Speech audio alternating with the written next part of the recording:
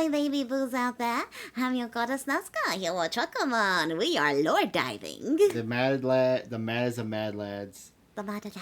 The worst prisoner ever in British history. The Dankula. He looks like Dr. Robotic. He does! Is he cosplaying today, Dr. I have a yarn to Robotnik? spin. No, he's cosplaying the guy he's about to talk about, who looks like Dr. Robotic.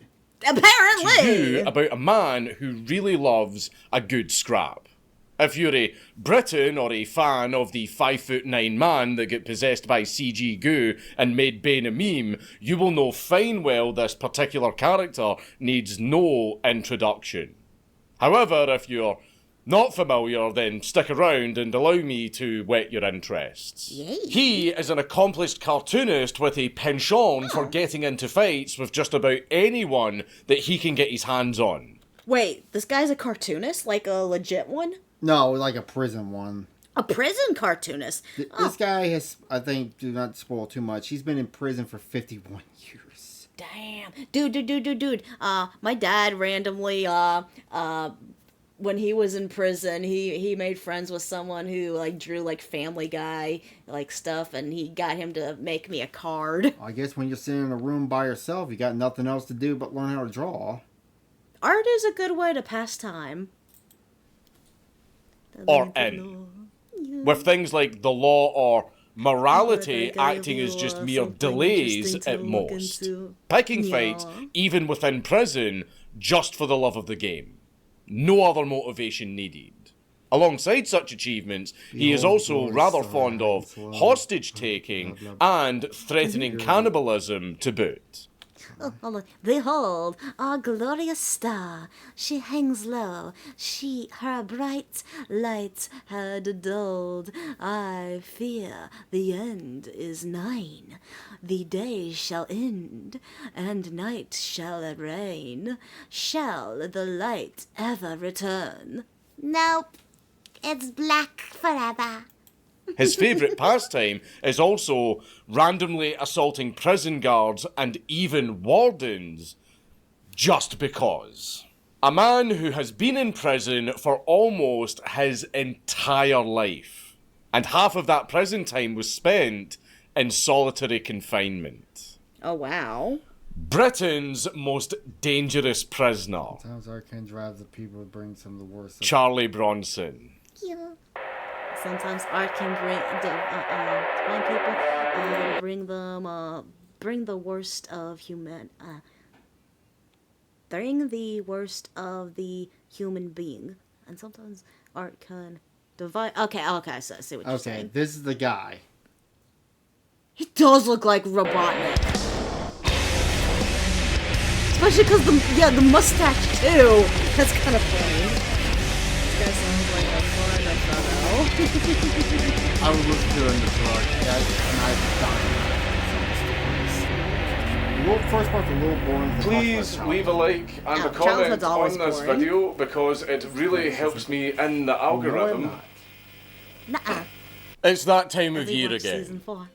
Can you hear it? Ad. The crashing of could skip shopping this part. trolleys, the riots Like, do it. in the case. And on. on top of all of that, there is still the 6th of December Alright, here we go. The start of his childhood. 1952, Luton, England, Islamic Republic of. Oh, okay, Raylan. Make sure you never come to our place. Yeah. We're living on cemetery. Cemetery. Ghosts. That's why I told you the Ouija board's a band in my house. I wanted that Ouija We board. see the birth of one Michael Gordon Peterson, the son of Conservative John G. Peterson and the nephew of 2 respective mayors of Luton. A rather There, finish remarkably my post. accomplished Now you and guys can well-connected look at my family to chocolate. be born into, I know. And I'm going to be calling him Mike for a while, but don't worry, he'll become Charlie in due time. Young Mikey was a gentle soul, being described as a lovely lad who wouldn't hurt a fly and had a gentle heart. Look how sweet and innocent that little baby looks. What happened? We'll find out. etc., etc. Not to sound dismissive, but considering who he would grow into, this is rather comical. Though it is worth mentioning one chocolate. final tidbit. That he would defend the weak like a true blue, corny shonen protagonist. At the age of just 4 years old, Mike and his family moved away from Luton and moseyed on over to Ellesmere Port in Cheshire, where he would spend the remainder of his childhood. And it's here that he would start to get himself into a little bit of bother. Frighten others. I have no fear of horror movies. Never did much for me, unless it had a supernatural being. I can't even watch cartoons with ghosts. The Grudge is my bane when it comes to scary movies. And I don't mean the petty scraps and tardy really? behaviour that you might expect from a gentle soul. Now, this gentle soul would start to come into some turbulence at the age of 6. You see, young Mike recounted how he and the other kids from his area used to play near some local woods. This is notable because one day a group of teenage boys apparently came around to bring the youngsters into the woods so that they could interfere with them, if you... What? Teenagers sometimes do that shit. It happens. Wait, like, okay, I'm this guy has the benefit of the doubt now. Yeah. He was it the Moo? He doesn't get into it, but it's highly... speculated that it's the bad things that... God, teenagers are the worst. Hate teenagers. Or lose Asleep because incredibly paranoid and feel fingers crawling all over me. I feel them digging in my eyes. And that's your favorite, Trucker Man. And I hear them in the walls. I can feel worms swimming beneath my skin. I hate ghosts. Damn. Catch you my have to breath. like that. Young Mike managed to escape their Nancy clutches by kicking, screaming, and presumably biting his way out of the situation, running home to his parents, physically fine but mentally scarred. Culminating in 3 of the teenagers being sent to a borstal, and with young Mike having this trauma plant some urges into his psyche. Which I don't really have to elaborate on, but I will reference constantly. That does kind of remind me of the one thing I told you. I don't remember, did I ever tell that story to chat? What? When I was a kid in a church. Oh, yeah. Did I ever mention that? How there was a bad man in the church, and I saw him doing things to another person. And yeah. And then on the good news, though, he was caught and put in jail, and yeah. But this was in a freaking church. I was like 5. This trauma would naturally follow Mike through his education. And I mean more than just not showing up to school. He also got himself enrolled in what I can only describe as a... No, you know what's actually scary? Real people. Real people are the scary things, in my opinion. Because I don't feel like ghosts are that horrifying, because for the most part, I have never experienced a ghost. I live behind in front of a cemetery. They don't bother you. They're just there. They're just sad, dead people. But people are scary. They can do the most fucked up things, and you'll never know. Wood chippy. Wood chipper? Yeah, talking about petty thieves guild. Yes. Where a troop of 4 lads would do such devious things as getting into fights and, as you might have guessed, stealing. It might not come as a surprise to you that young Mikey was not exactly fond of the idyllic whimsy of youthful academia, feeling as though he was the odd man out with these growing urges. A young thug, as it were. Now, don't get me wrong, these kids were no hardened criminals. They were just a group of estranged and rowdy preteens that would go and shoplift just for the thrill of it, without any serious financial incentive. Are you sure? You're sure? Because he didn't give us enough to go on if it was the sexual kind of stuff, or was it that they just beat him up? He said catch my drift, but... Catch My Drift makes me go into the sexual territory. It doesn't make me think that he just got beat up. I don't know. Or even particular malice. They were just kids fucking around. Though, regardless, this was bound to get young Mikey into a bit of bother. And wouldn't you know it, to the shock of absolutely no one, Mikey's activities ended up with young Mikey getting into bother. At the age of 13, he was put before the juvenile court, and he got a mighty dressing down. You don't like squishy? Of course, you can't expect anything more than that. He's not only an underager doing a very, very mild offence, but he's also got connections in Luton. Because remember... J.D. Vance? He's asking a rasp. Oh, he's asking really. I was tormented by spirits as a child, whether that was I don't know that word, vivid nightmares and daydreams, or actually spirits. I don't know, but I can't stand them now. Oh, they utterly terrify me. Wow. I wonder, do you have, like, the sight?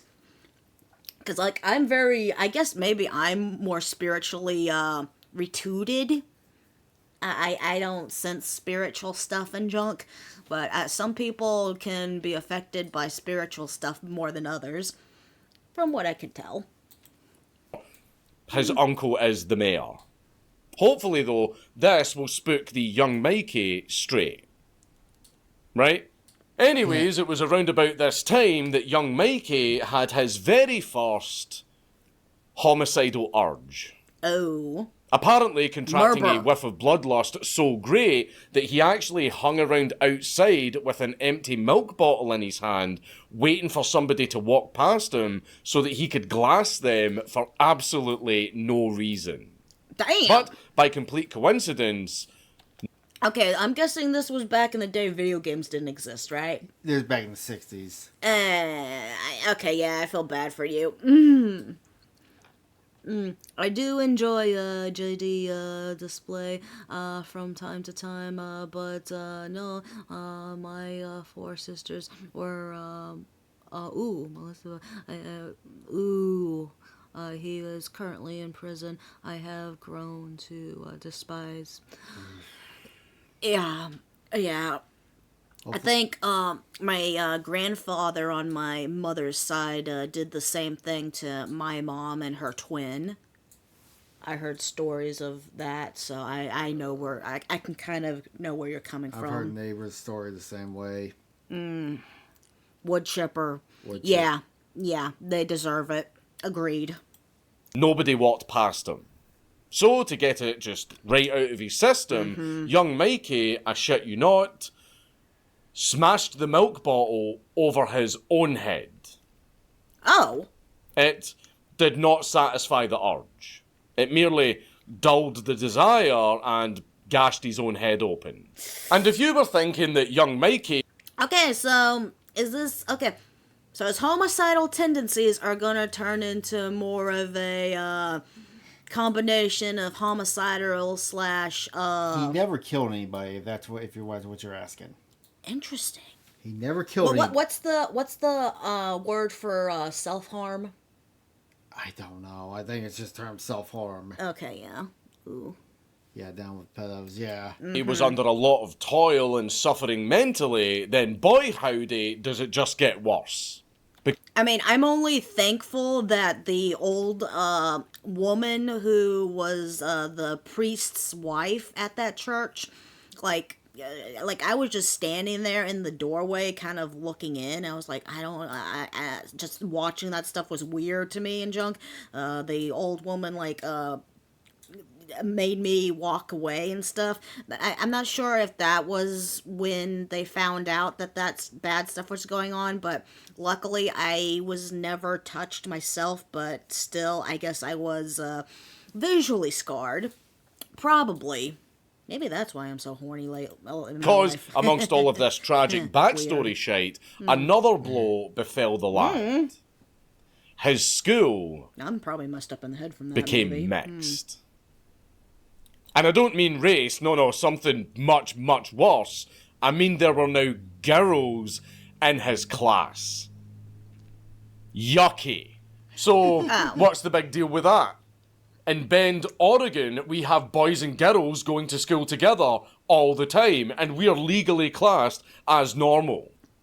Well, first off, you're from Oregon. Second off, you're quite literally a bender. And third, you need to remember that despite the constant gnawing desire to kick the shit out of people and the side hustle as the Luton Grey Fox, Mikey was still, remember, a gentle soul. Does affect, and as such, how you act like as an adult. Yeah, it takes roughly 3 to 6 weeks to die from a wood tripper. Huh. Weird educational videos. was incredibly shy around the fairer sex. Well, bless his wee soul, because he fell for his first girlfriend. Aww. A young dame named Shirley. However, due to the nature of adolescent romance, it was mercifully short, yet needlessly awkward, leaving young Mike flustered and torn over both the heartbreak and the inability to properly articulate his feelings due to the fact he was apparently a shy wallflower dandy who didn't do nothing besides frolic through meadows and help Granny whenever he could. And Aw, poor baby. Oh, well, that part's probably sarcasm. Huh? The last part was probably sarcasm. Oh, really? I can't in all tell seriousness, this entire situation wasn't a tenable environment for a young chap like Mike to live in. And he eventually ended up moving back to Luton for a fresh start out of school, after getting expelled from multiple other schools for fighting, skiving, or joyriding on stolen bikes. Where, eventually, at the age of 15, he picked himself up a job at, I shit you not, Tesco's. Huh? To the non-European Anglophones in the audience, allow me to explain. Yes, please. That is very, very fucking funny, for a reason that I cannot explain to a foreigner. Okay. Charlie Bronson used to work in Tesco's. And no, it's not the same as Walmart. It's somehow even more cursed. Huh. There is something that exists that's more cursed than Walmart. Apparently. Tesco's. It must be some European version of Walmart, but worse. Especially considering that his grand and fruitful career in retail concluded after only a fortnight due to Mikey smashing his manager over the head with a stamp gun, resulting in him getting sacked. This came about due to said manager apparently making Mike look like quite the silly billy in front of some customers, which made Mike explode into a turd rage. Luckily for... You know, I can understand that. I remember once when I was working at Walmart, a manager kind of made me feel humiliated in front of co-workers because she was trying to tell me to do something, and it took me a second to process everything, and she's like, never mind, I'll handle it myself. She was kind of a bitch. Mikey, the manager, decided to not phone the police for whatever reason and just simply fired him instead. I had to take those off, they were hurting my eyes. But anyway, from here, Mikey would basically spend the next couple of years on... Here, a good torture device, if you ever heard of the brazen bull. Oh, yeah. That would be a good torture device. You make him go moo. Meeting up with a pal and deciding to hitchhike and travel the British Isles, taking the ferry to Dublin before moseying on up to Belfast. And then he was subsequently picked up by the RUC for questioning. Mikey visited during a rather tenuous time in Northern Ireland's history. Now, I've not found an elaboration as to why he was detained and questioned, and the date is rather unclear.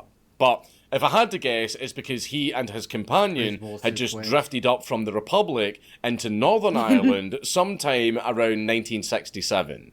And being petty criminals with a penchant for fighting, they presumably got themselves into a little bit of bother right as the Troubles were kicking off. And seeing as how the country was in high alert with nascent paramilitaries forming with foreign volunteers abound, that does warrant a rather brisk talking to at the very least. And no... So, what happened? He went to Ireland during, like, I don't know all the whole history, but when they were starting to have, like, revolution going on there, and there was the terrorist group was forming to the north of Ireland. Oh. Yeah, there were stores, like, kids had to go to school with, like, AK-47s because it was that bad. Dang! Trust a They kid don't with get a gun, away with apparently. it just because Teach 'em they're young. English. They can still be smugglers, sympathizers, saboteurs, or even worse, before death. LARPers. They were eventually let go. And upon getting told to fa bala and get to fuck out of Ulster, the lads found themselves back in Luton, where Mikey got into a soft domestic with his dad.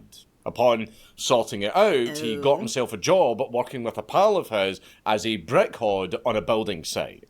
This went rather well at first, with Mikey finally getting what felt like some honest pay for some honest work. However, what happened? This is Mikey we're talking about. No. And he ended up finding one of the bricklayers that he worked with to be rather distasteful. However, instead of assaulting the lad, Mikey instead just decided to stop showing up to work. Okay. Which, I mean, I guess is kind of character development. So instead of beating someone up because he got annoyed with how the work was going, he just left. Yeah. Don't we know friends like that? Yeah, it's making me think of a friend we know. Linings and all that.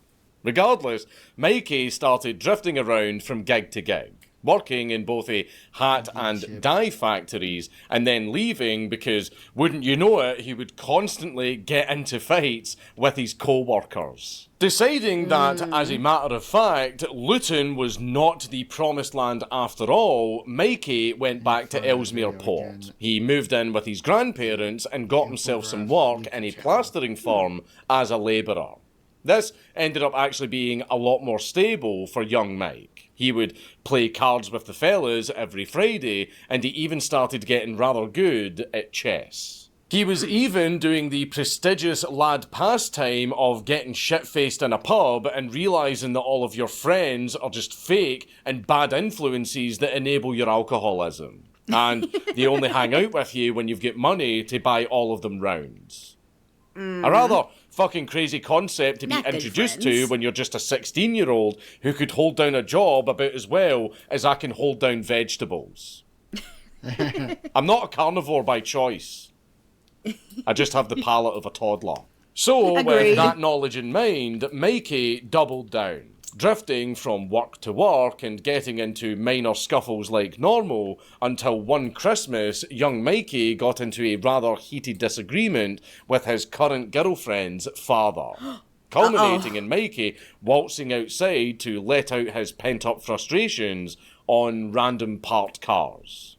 Then waiting for the owners of said cars to come over, and then beating the shit out of them.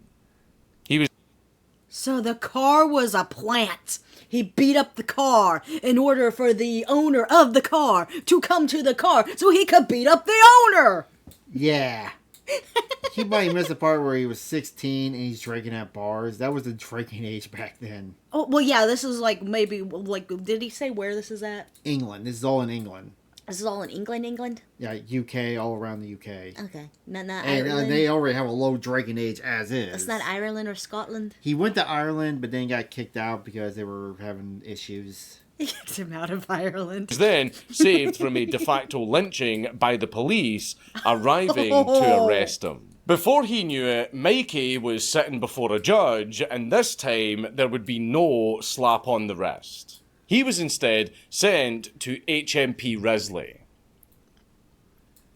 I'm guessing that's, I'm gonna go ahead and guess. This is a... he's drinking for how many times he's gone to, Is this gonna be juvie, or is this gonna be jail, prison? Jail, prison, and not just... It'll explain in a second, but he drinks not for every time he goes to prison, but every prison he's been in. Oh! Is he gonna get drunk? On remand for the criminal damages incurred from his little luditic tard rage. befriending and falling under the tutelage of a mixed-race burglar called Snowy. Mikey got valuable insight and lessons in surviving the prison system. Though, before he could even practice any of it, he was fined and released on probation. Now, you might be wondering... Oh, I'm seeing where this is going. Yeah. He got released from prison too soon when he's starting to like it. And why I just took a shot there. Well, apparently my own staff are my punishment for actions in a past life, and they've decided to torment me by creating a game where I have to take a shot every single time a new prison is mentioned. Uh-oh. Because old Mikey gets moved prisons a lot. A fucking lot. And the rules are, it's only when a new prison gets mentioned. Already being in one prison and then getting sent to that same prison again later. Wait, you could go to prison back then at the age of 16? Apparently. Damn! What happened to fucking Juvie? Juvie didn't exist yet, huh? Doesn't warrant a second shot, because that prison has already been mentioned. Do not attempt this at home.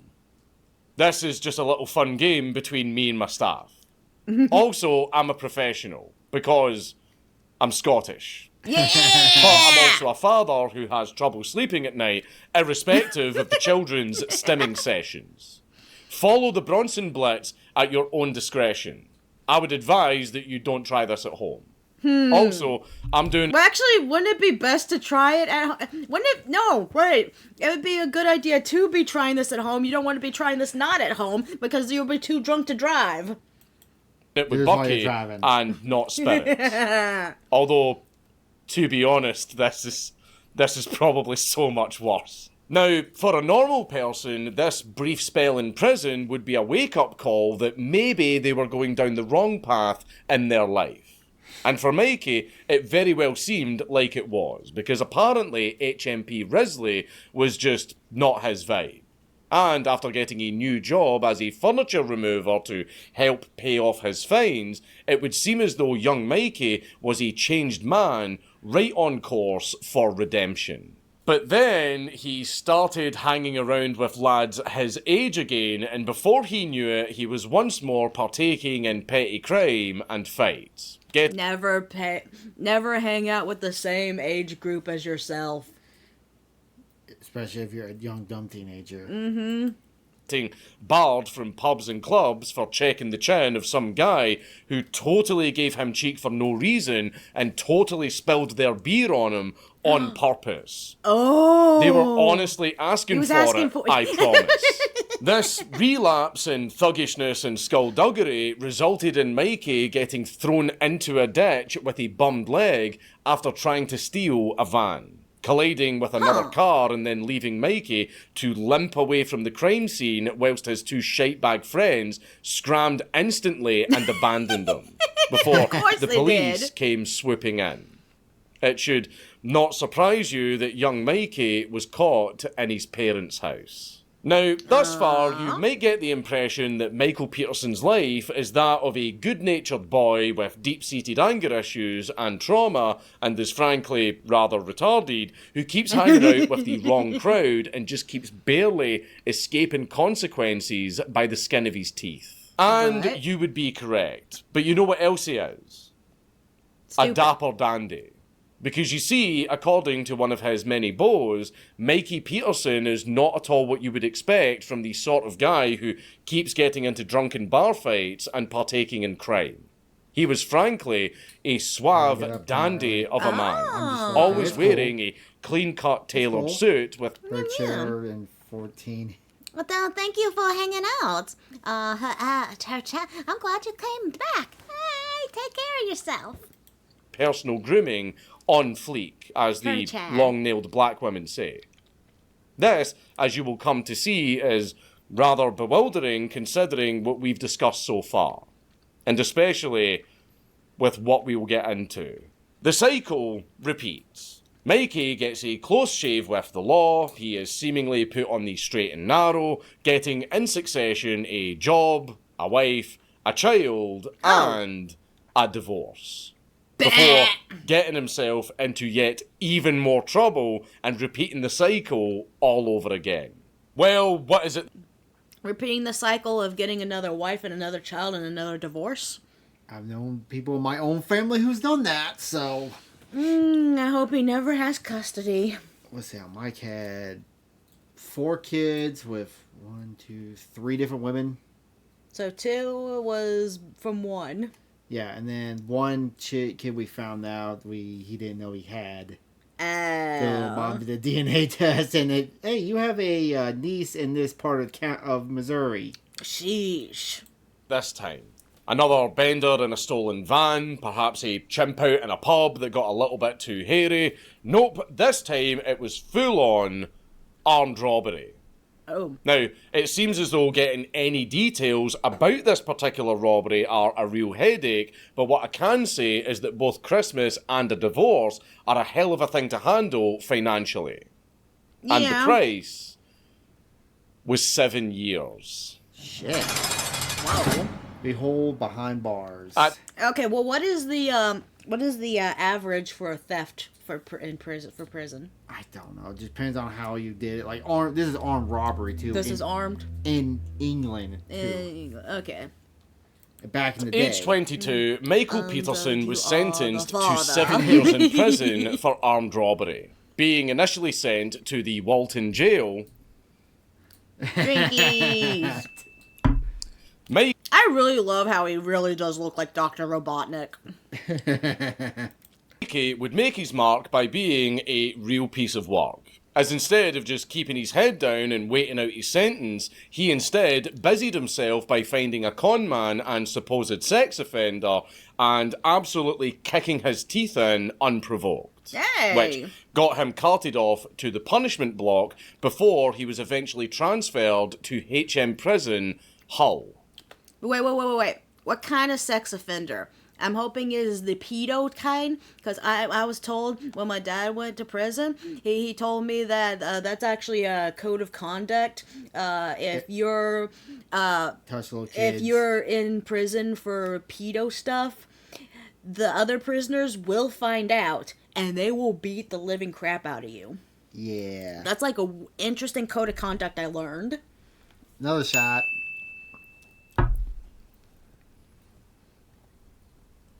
This was a very bad idea.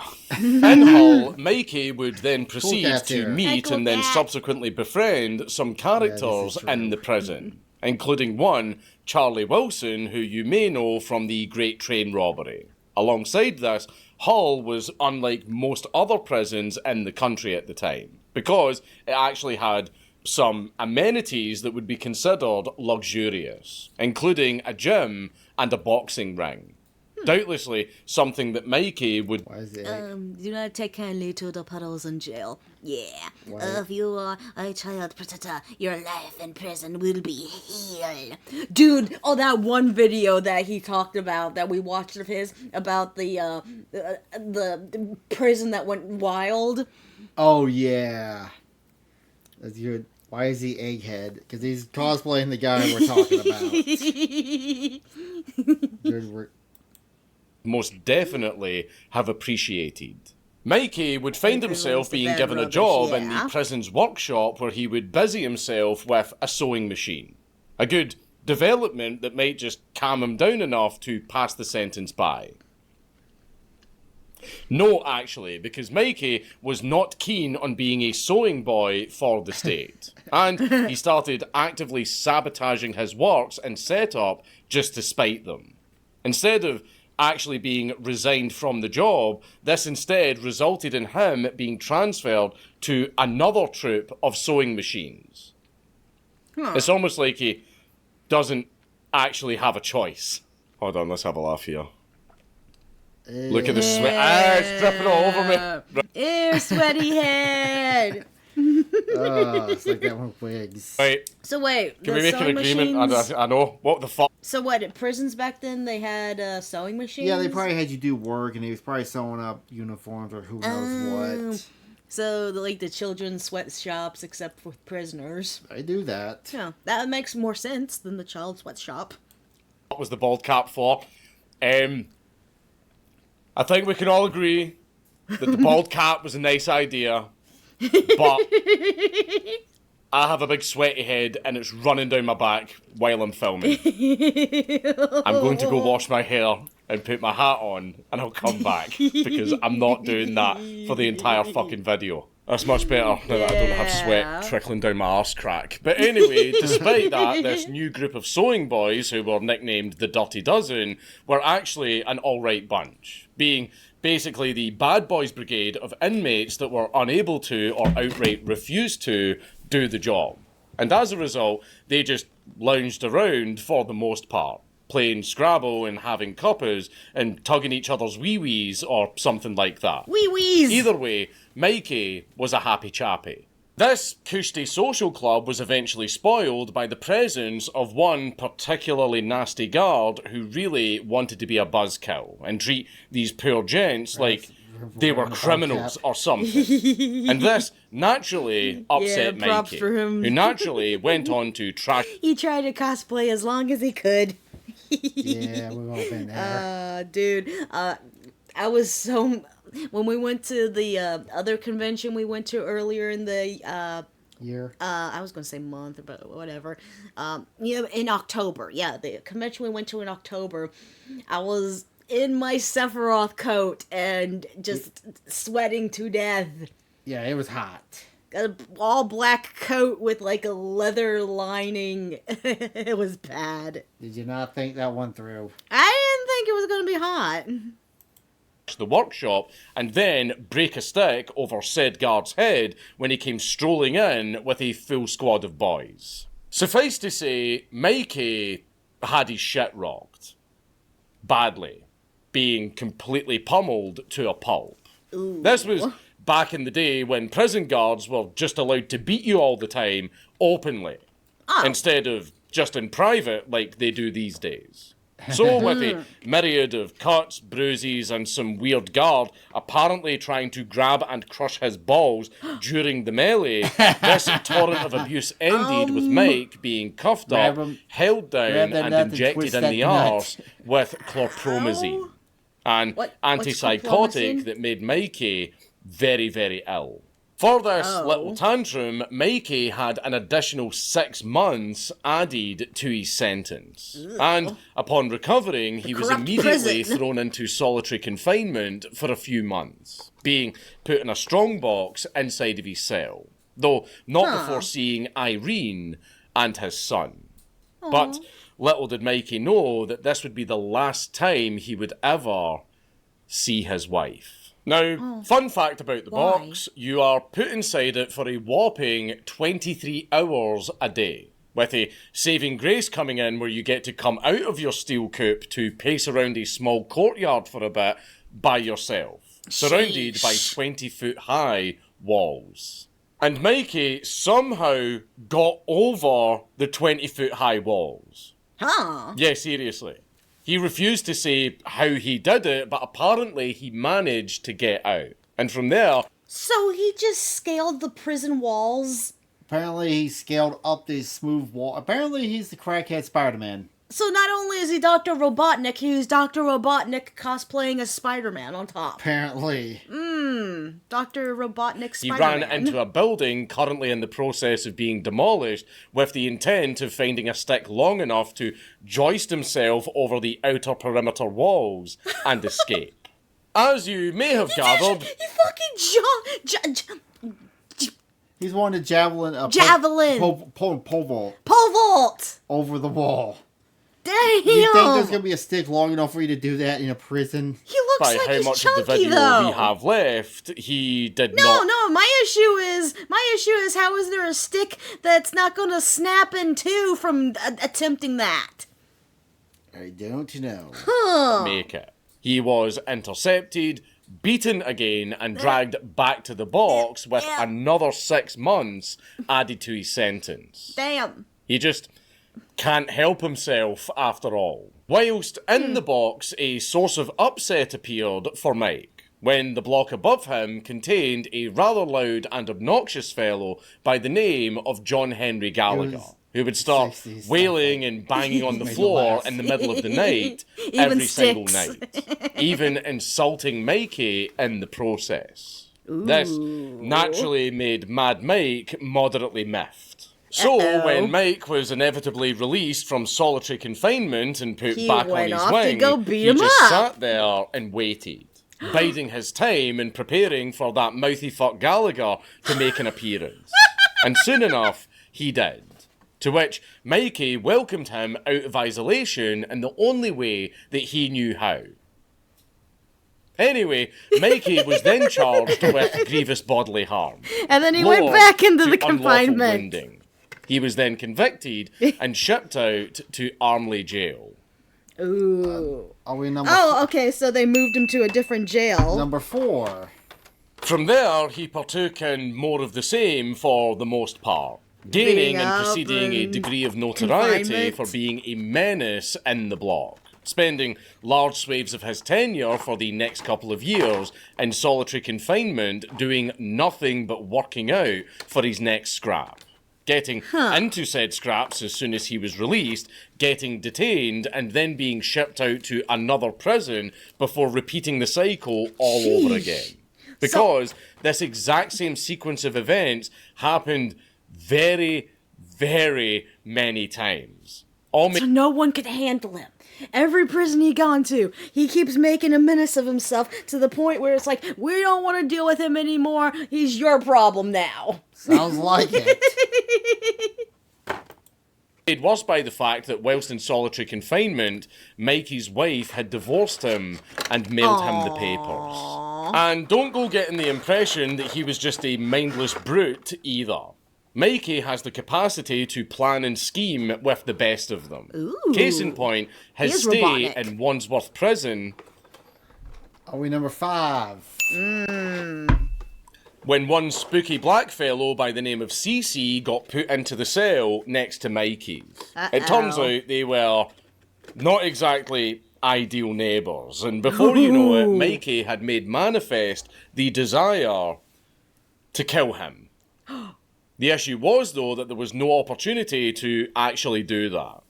Good luck finding a spot alone with a guy who has a reputation just like yours. So Mikey decided to dabble in more... So wait, they're putting two hotheads together.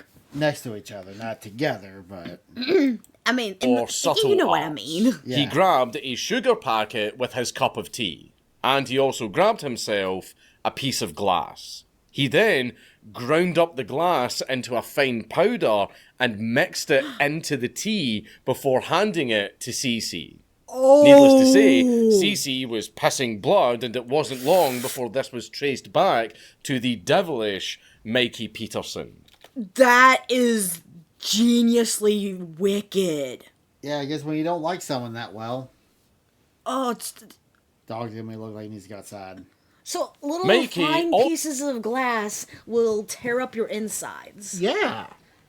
Yeah, it's gonna cut your insides. Shit. Oh, okay. The difference between that and like salt and sugars, that stuff dissolves. Also, think with like the Final Destination, the last movie we watched, where they had the glass that kept falling in the ice. Oh yeah. But he drank like a big thing of it though. I mean, even in a small piece, it still cut you up. That like fine powder. Yeah. Wow, that sucks. Well, what you got that? I'm surprised more people don't tread murders like that more often. Because how do you trace glass back? I don't know. Ooh. Perhaps we're wearing it was okay. I must go. Okay, take care, cool cat. Thank you for joining us. Bye. Also befriended the Cray twins, because it turns out a guy like Mike just got on swimmingly with a couple of rogues like them. Who knew? Well, certainly not the guards, who only knew him as a high-functioning psychopath that would not Don't only pee threaten, glass. but also occasionally try to kill them. After yet another escape attempt by apparently playing Minecraft IRL and digging a tunnel out only to just be immediately caught, Mikey would then jaunt up to the inmate that he believed ratted him out to the guards. And he went to work on him. leaving him a pulped and bloody mess on the floor with a scar running from his right eye down to the base of his neck. Did it turn out the guy that he thought was the rat was not the rat? I don't know.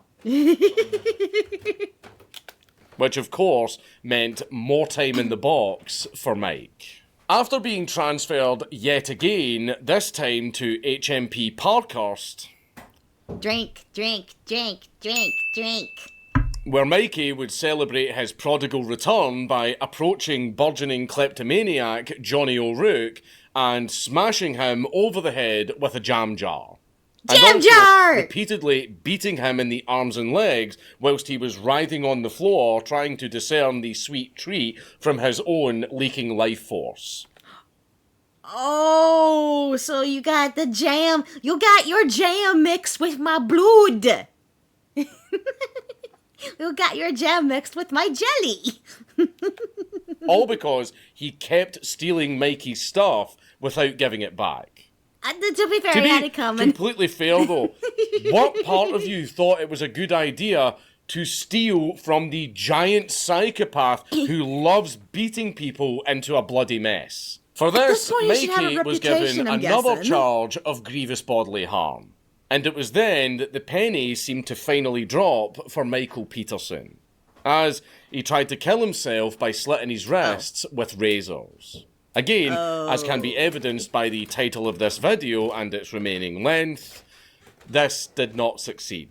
For that and an assault on another... See, I told you. What? This goes back to the beginning where he hit himself with the milk bottle. His homicidal tendencies also evolved into the self-harm tendencies. I knew it. You knew it? I called it. You called it. I saw it coming. Dogs. Get your butt over here. Your avatar's been dead for a while. Beat me over the head. Beat your avatar with my avatar. Get over here. Working on it. Get over here. Working on it. God, play. Mikey was transferred again. This time to Broadmoor. Bradmore. More Brad. Which you'll not be surprised to hear is an asylum for the criminally insane. Hey, there I'm we honestly go. surprised it took this long for him to be sent to a funny farm. Regardless, he was then transferred to the Rampton Hospital prison. Again. Wait, what happened when he was at the funny farm? Why did the funny farm not stick? Why did he go to a different hospital prison? Maybe they didn't like him. That was quick. Where he was essentially force-fed medication that turned him into a near vegetable. Not being able to cope with the reduced faculties One flew of over the the cuckoo's medicated nest. life, paired with the fact that all of his newfound peers were all smearing About the ground up glass. Glass is at least partially made of silicone. Oh, yeah. Which your body cannot process and breaks down, meaning it remains whole. And sharp, and it presses through your organs. Ugh. So does that mean you would, instantly die from drinking glass, or... Probably. If he get internal bleeding, he's probably lucky that guy lived. How would you live, though? Don't know. I'm not a doctor. and shit on the walls and talking to tables So meant death that by Mikey was endless already cuts teetering close to in your snapping. colon. Then he found out that one of the punters he was imprisoned with was one John White, a paedophile and a murderer. So what do you think happened? Well, him up you've just all heard because. what he does constantly, and you've all probably seen the movie. And if you haven't, you should, but we'll get I've into not. that later. He has a movie. But, He has a movie? spoiler alert, Mikey strangled him with a tie whilst Whitey was distracted watching TV. But just before Mikey could kill him, the White Jackets managed to wrestle him off, and John survived.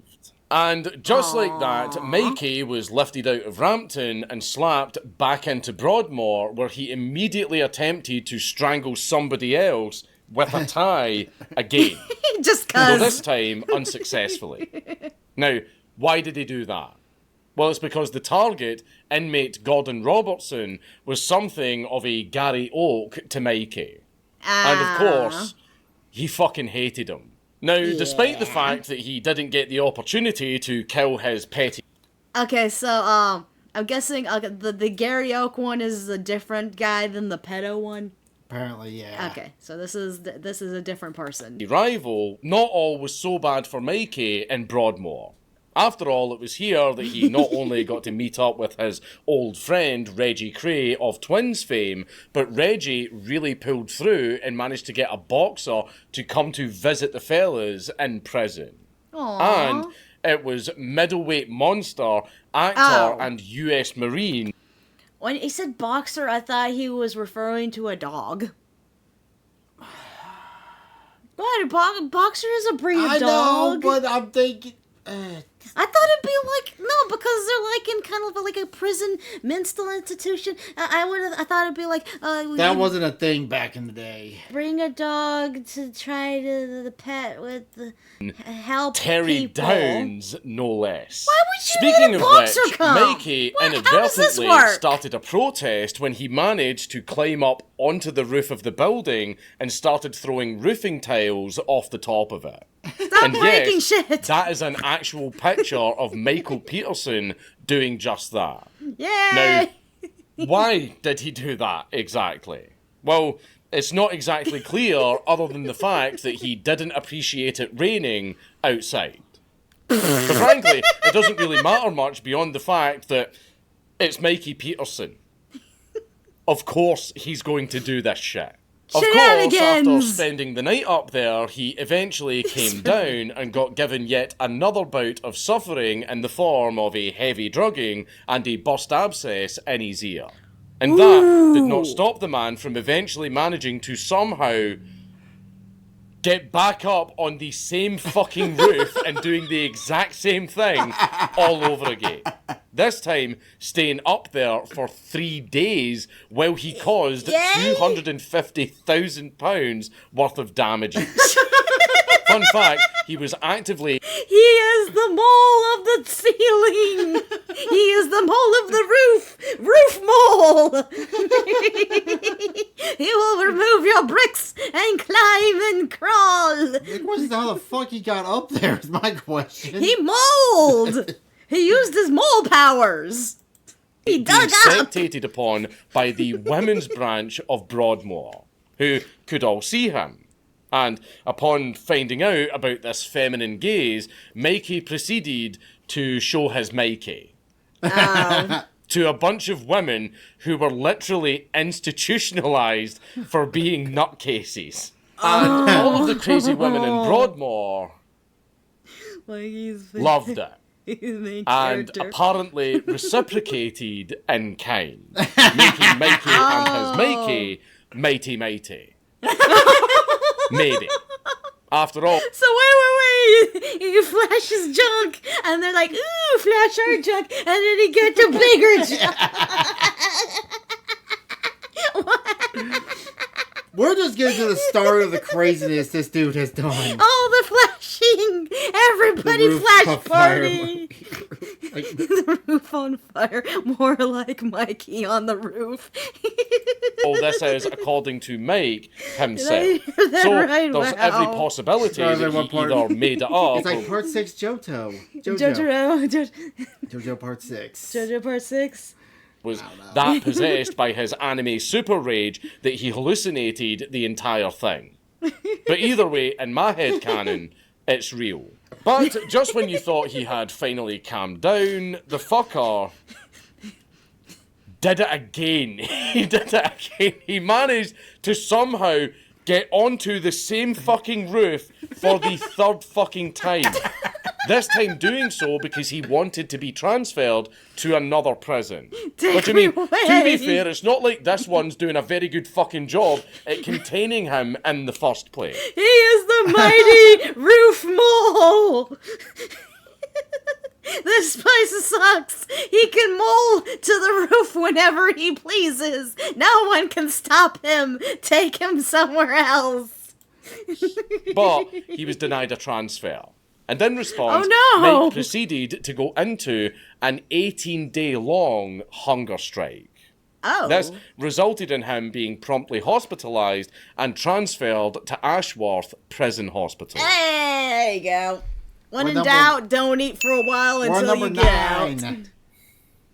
Being a hospitalized Skelly Man was not enough to contain Iron Mike, because he just got up to his usual shenanigans, including managing to stab a fellow patient unironically called fucking Mervyn with a smashed up sauce bottle. All...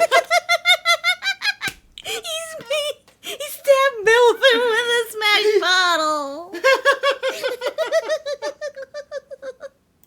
For daring to wolf whistle at Mikey and sending him erotic fan fictions in the form of rapey letters.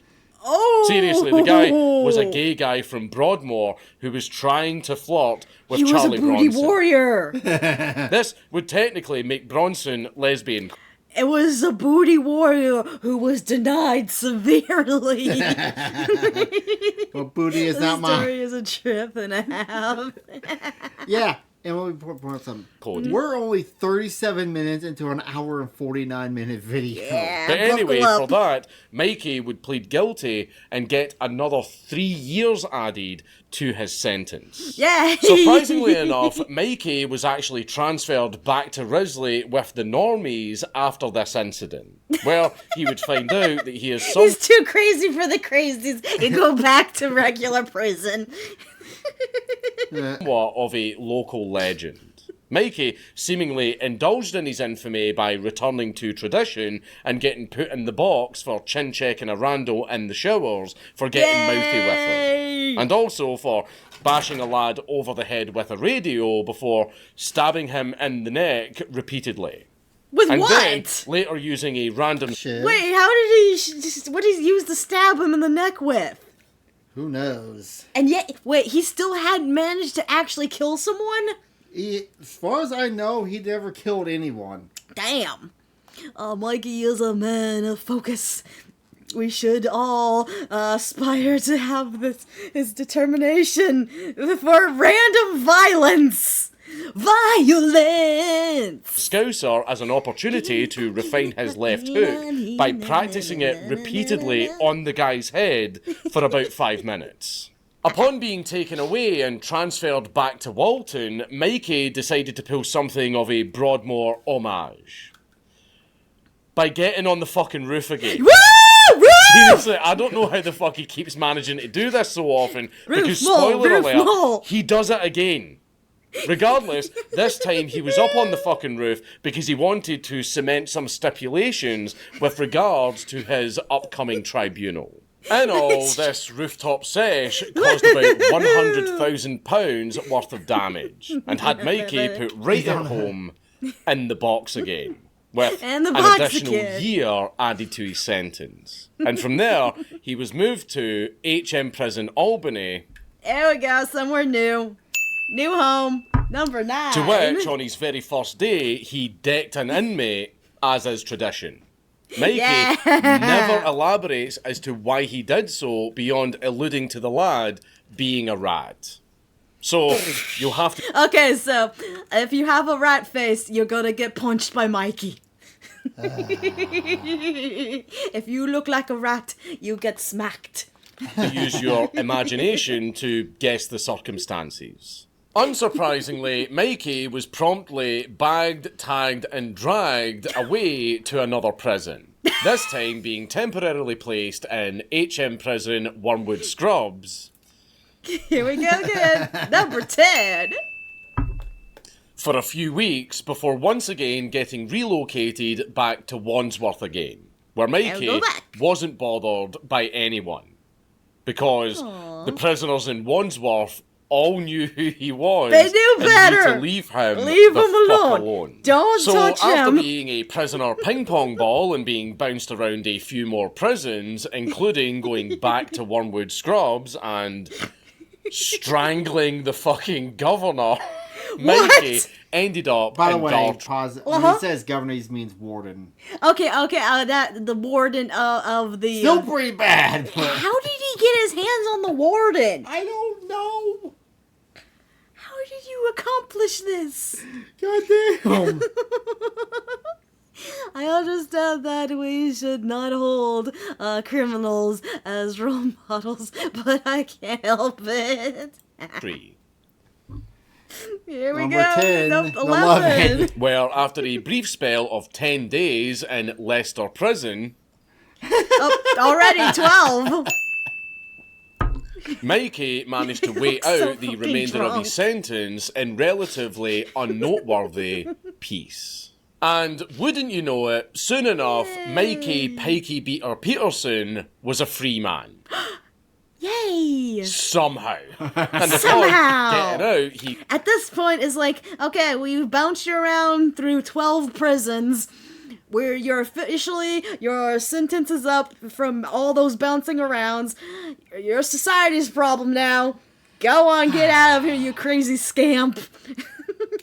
linked up with his parents and he stayed with them out in Aberystwyth for a few days, whilst he figured out what he was going to do with his life.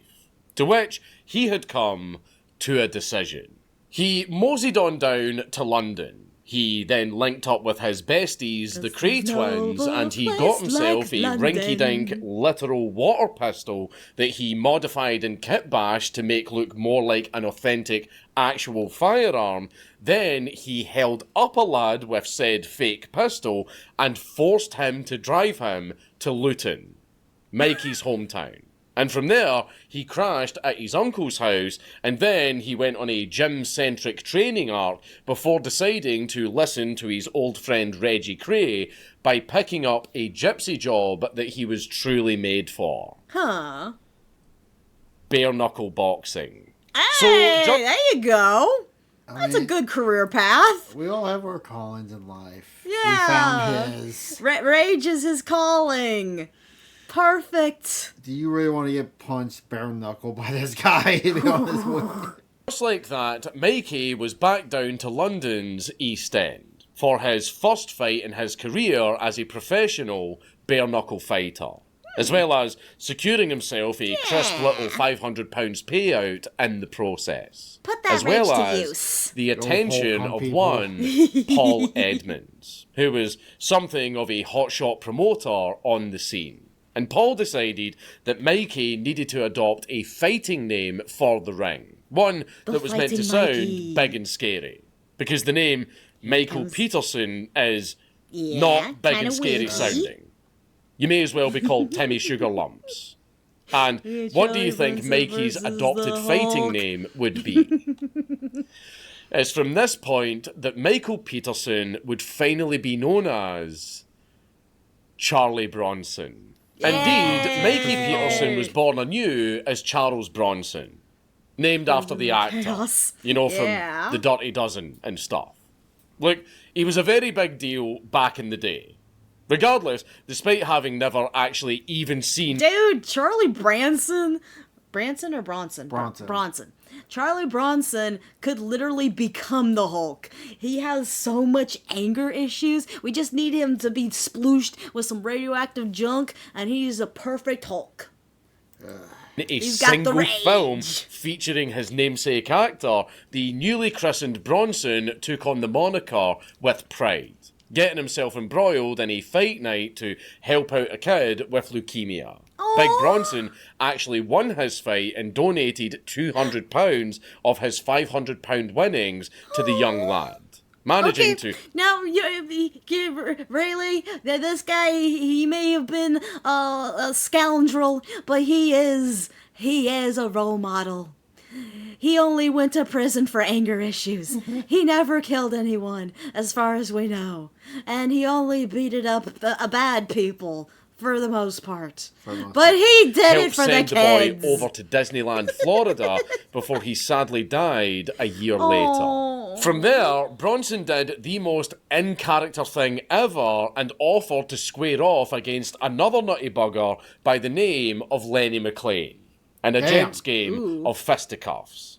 Lenny also known as the Governor, actually has his own video here on the channel, where we also talk about this fight. And Bronson was just so confident in his ability to actually beat him that he even put £5,000 on himself winning. Now, due to Lenny having his own swathe of issues, he ended up not responding to this call. And Bronson was very, very upset about that. Aww, they were by default. kindred spirits, after all. Both hard nuts that had a penchant for scraps and spells of ultra-violence. Lenny actually bit a guy's nose off before. So, you know, that basically made him and Charlie soul brothers. Instead, Charlie grumbled to himself and kicked the ever-loving shit out of some gypsy to make up for it, getting himself a payout of £800 as opposed to the thousands he would have made from fighting a lovely fella like Lenny. Aww. Regardless, he didn't get the money he wanted, and he didn't get to fight the man of his dreams. Yeah. Still had that dog in him. And brother, he was howling. Speaking of dogs... Oh, no. Okay. Yeah, we're about to get into that part of the story. Bronson fought a dog. And I don't mean some dog attacked him or some other thing like that. No, I mean an actual proper fight was set up. With what tickets kind of dog? Best place. It was a Chihuahua. It was a Chihuahua. He almost lost. It better have been like some kind of like pit bull or something. The full shebang. His opponent was a rather large Rottweiler. This Rottweiler. idea Bronson frankly fucking hated, and he really didn't want to do it. But he didn't want to did hurt it anyway. the animals. Bronson ended up killing the dog by punching it until its lungs collapsed. And he bagged himself a £10,000 payout for the fight. Again, Charlie has hurt a lot of people, but this is one of the only times that he has ever went on record to say that he deeply regrets this and he absolutely hated it. Because... Jesus fucking Christ. Regardless, now that he had the money, he went all Hassan on the poor thing. And it's after Hassan. Yeah. Remember, he helped a child. He gave a child money who was dying. He helped a dying child. At least he had a soul. now had the capability to woo his current girlfriend by being Billy Big Bucks. But not really. Because when he decided that he wanted to get her a very nice ring for Christmas, instead of just using the money to legally purchase it, he instead decided to rob the jewelry store at water gun point. Okay. He does have a lot of faults. I mean, you have the... What is your reason for stealing? Why? You know, old habits and all that. And just like that, Charlie Bronson had been lifted whilst on his morning jog and was arrested by the police for robbing the jewellers. And he was taken back to prison. Yes, back he home. He had been out of prison for a grand total of 69 days. Wait! His boxing career only lasted 69 days? Not even that. I'm glad it wasn't 6-7. It only took him 69 days to go back to prison. Nice. Damn! By this point, Charlie had grown quite acclimated to his new moniker. Welcome, actually Marshall. being arrested under it, funnily enough. Regardless, he was put back into Leicester Prison because Bedford Prison just did not want the fucking headache involved with having Charlie Bronson. I was like, oh fuck, he's back. Speaking of headaches, actually, let's get into Bronson's trial. He was guilty. No shit. However, what must have stung old Charlie more than anything else was the fact that his girlfriend fucked everything up by retracting her initial testimony that Bronson's defense was hinging on. And then she actively went turncoat, becoming the main witness for the prosecution. Betrayal! Why would you do that? He was stealing sure He he did it for you! So Bronson was transferred to Brixton, Oh, a new prison. Firing now, hard mode. We're on number 13. Rob where with he the was water put gun. in high security.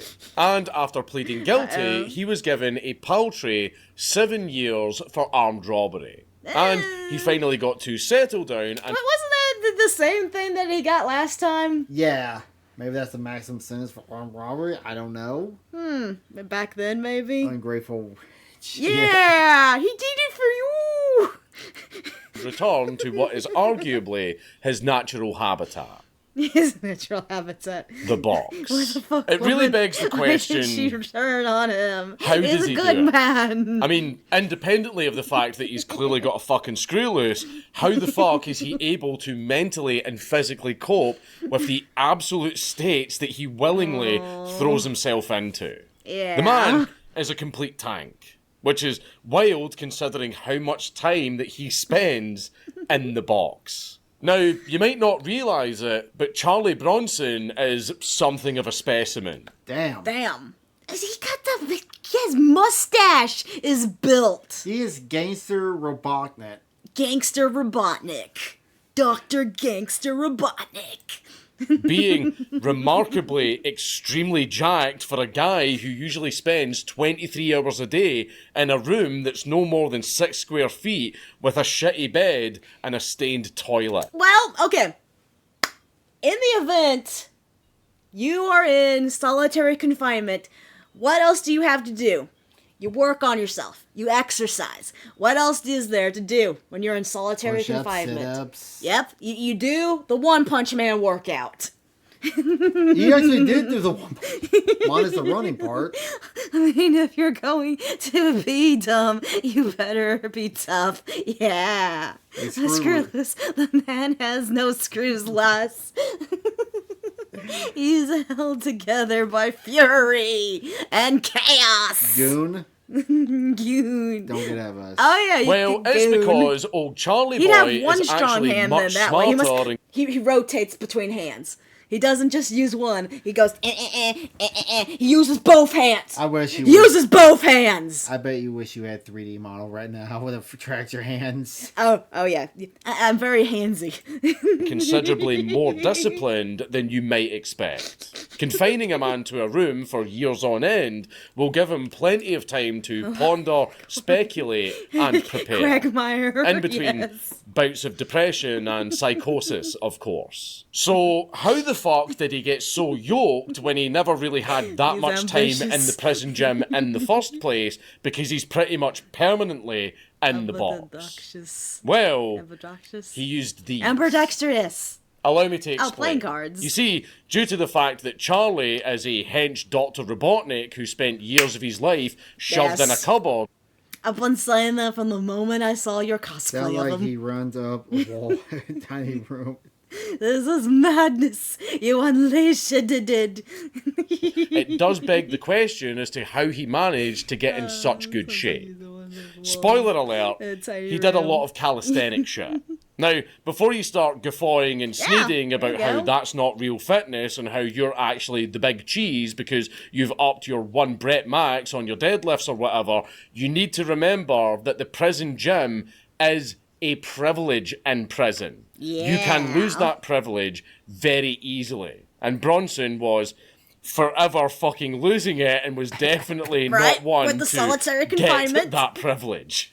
Thus we have the compiled tome known as Solitary Fitness. Well, Yeah. Charlie would work with one Stephen Richards to compile the myriad of notes that Charlie had developed and put There to you go. paper for your consumption. He does the Being one- mostly One Punch Man creative and workout. optimized calisthenic exercises, adapted to having Kill the absolutely, chaos. literally fucking nothing to work with except your own body and the overwhelming Right. guilt you have over being a convicted felon.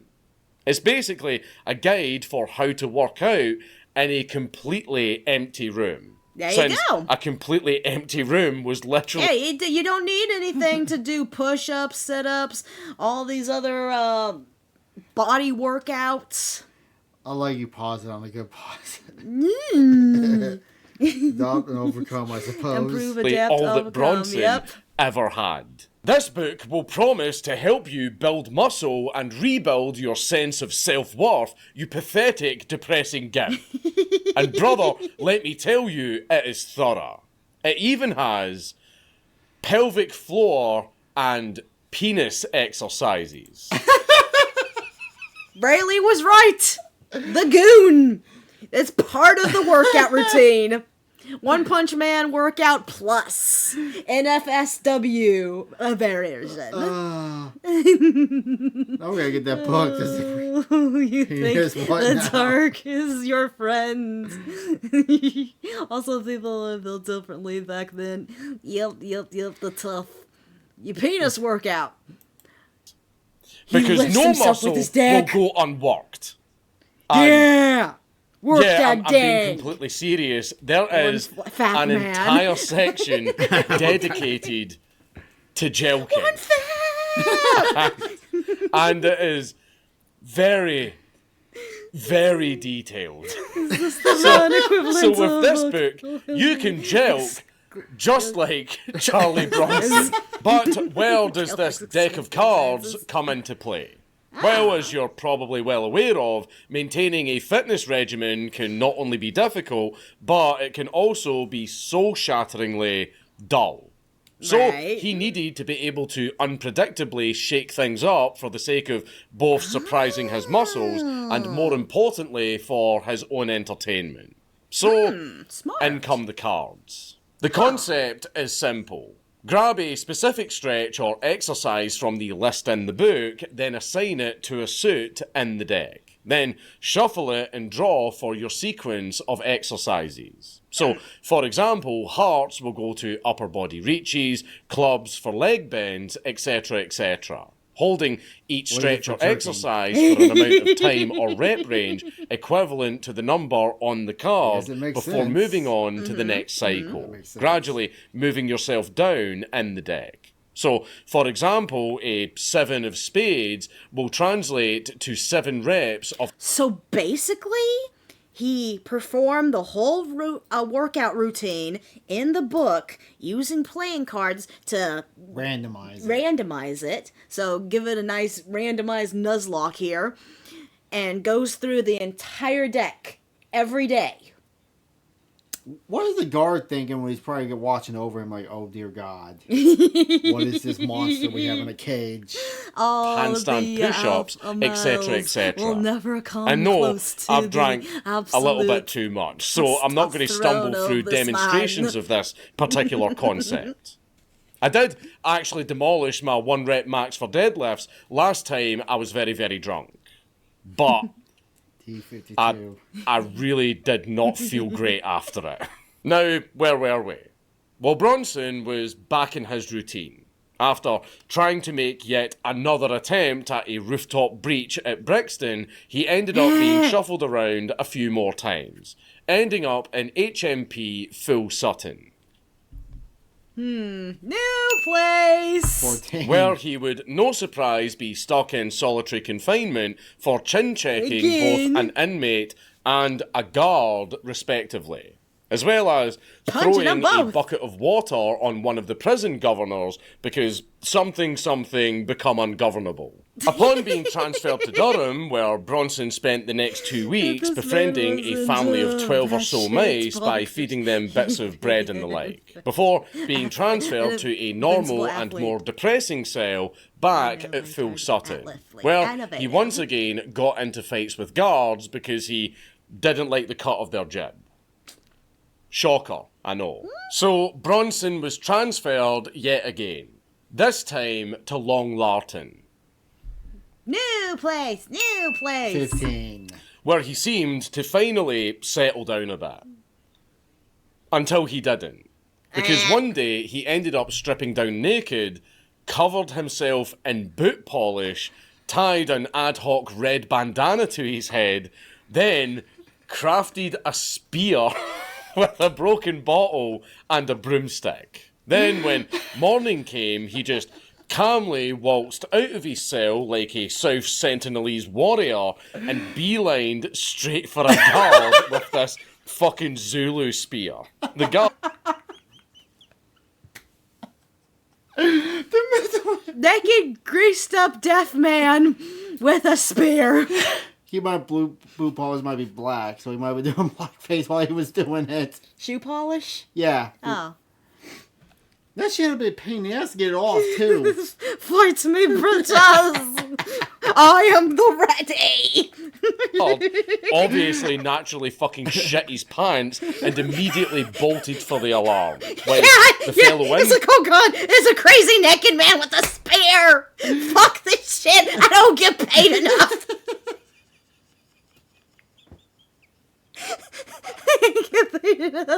To fight a naked man with a spear. He's the OG greased up guy. Mates made themselves scarce and scurried into their cells to avoid whatever the fuck this shit was that was going on. Unsurprisingly, Tonto Bronson was met with a surly squadron of guardsmen in riot gear. And, to the surprise of nobody, he lost that fight. Getting tackled, sedated, and chucked into, you guessed it, After getting moved out of the box, Bronson almost slit a rapist's throat with a pair of scissors in the showers. He then tried once again to get up onto the roof of Long Lartin. Try and kill myself. It's not working. I want to go to the roof again. No, he tried to kill a rapist. I thought he said that he was trying to smoo. No, he was trying to kill a rapist. Oh, he was trying to slit someone else's throat. Yeah, in the shower. Why the hell you give this man anywhere near anything sharp? I don't know why. Yeah. Who gave him scissors? He said scissors, he also right? Stopped an inmate that he cared about from killing himself. Only to then chimp out, beat things with a ripped-off lead pipe, and then throw scalding hot porridge on guards, just for giving him a nasty... It's like, I like you. I see you're having troubling times. I don't want you to hurt yourself. As for this guard over here, he can eat the scalding hot porridge. Sploot. Other people learn from he yearns for the box. He yearns for the box. The side-eye at his distress to only then be calmed down by his fellow inmates. Aww. Bronson was once again being burned alive from the inside by all of that spooky anger inside of him, spiralling in the process.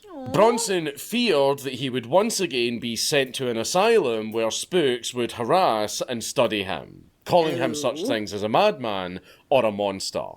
Thankfully, he didn't get that.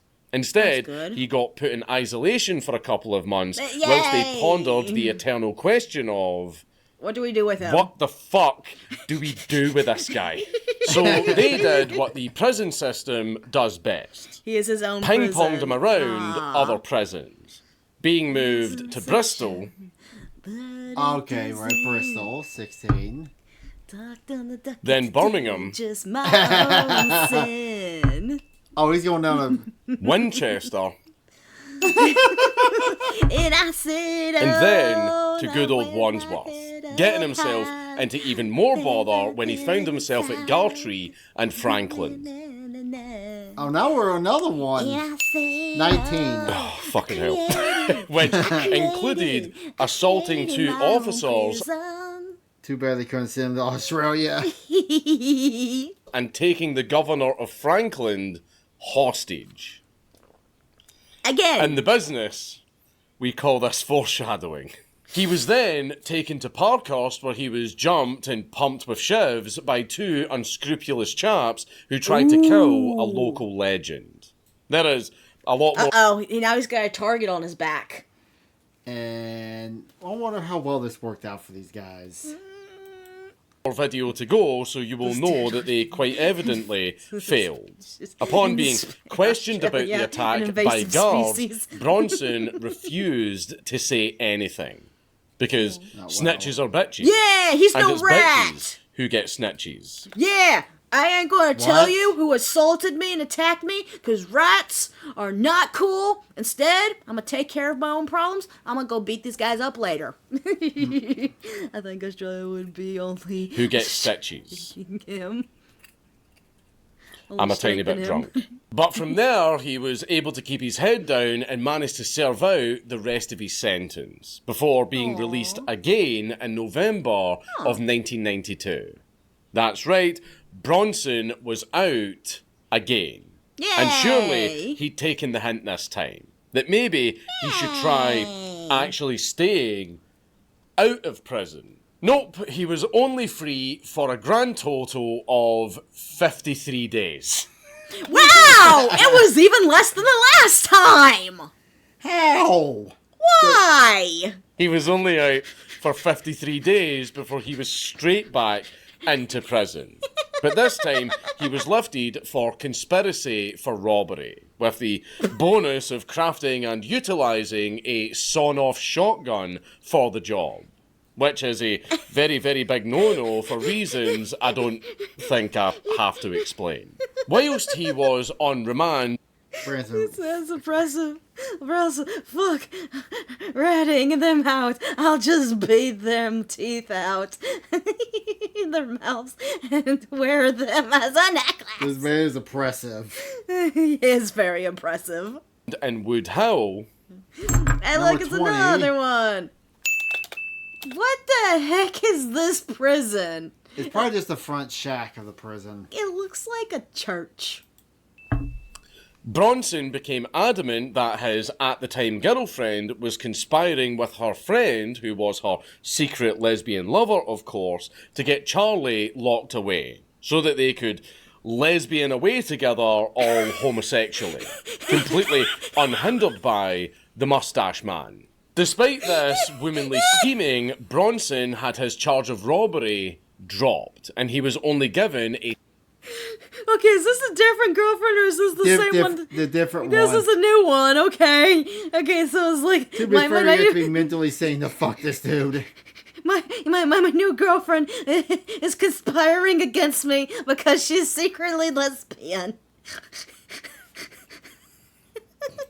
£600 fine for breaking his conniving bitch girlfriend's nose, and he was let out. Until 16 days later, when he was once again arrested for the whole sawn-off shotgun thing. And also with conspiring to do yet another robbery, but for real this time. And for that, he got dragged back in once again to Wood Hill. To which he then retaliated by immediately taking a librarian hostage. No! What'd the librarian do? Fuck on the troll. Why you take a librarian? They just told you to be quiet. You didn't like that. Yeah, apparently. And in a different fashion for Charlie Bronson, he actually gave out some demands this time. Oh. Those demands being a sex doll, a helicopter, and most importantly, a cup of tea. Those are the most unique demands I've ever heard. To be fair, I could agree with the sex doll part too. You would tear that thing to shreds. Huh? You would probably tear that thing to shreds in a couple of days. Oh yeah, his workout regimen with it. He needs a strong sex doll. He can't have a flimsy one. He needs to be specific. He needs a strong sex doll. A sex doll that can handle a man. What the fuck are those demands? And a cup of tea. That's the most British thing I've ever heard in my life. I want to know. The only one that actually makes sense is the helicopter. Yeah. Why no money?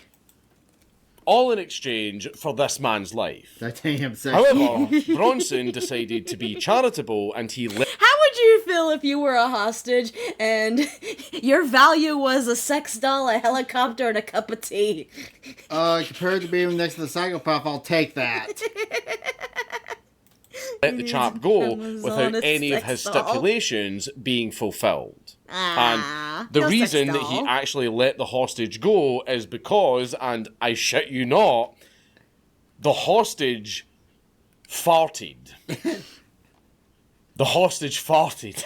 And it smelled so fucking rank that Bronson just wanted to get away from it.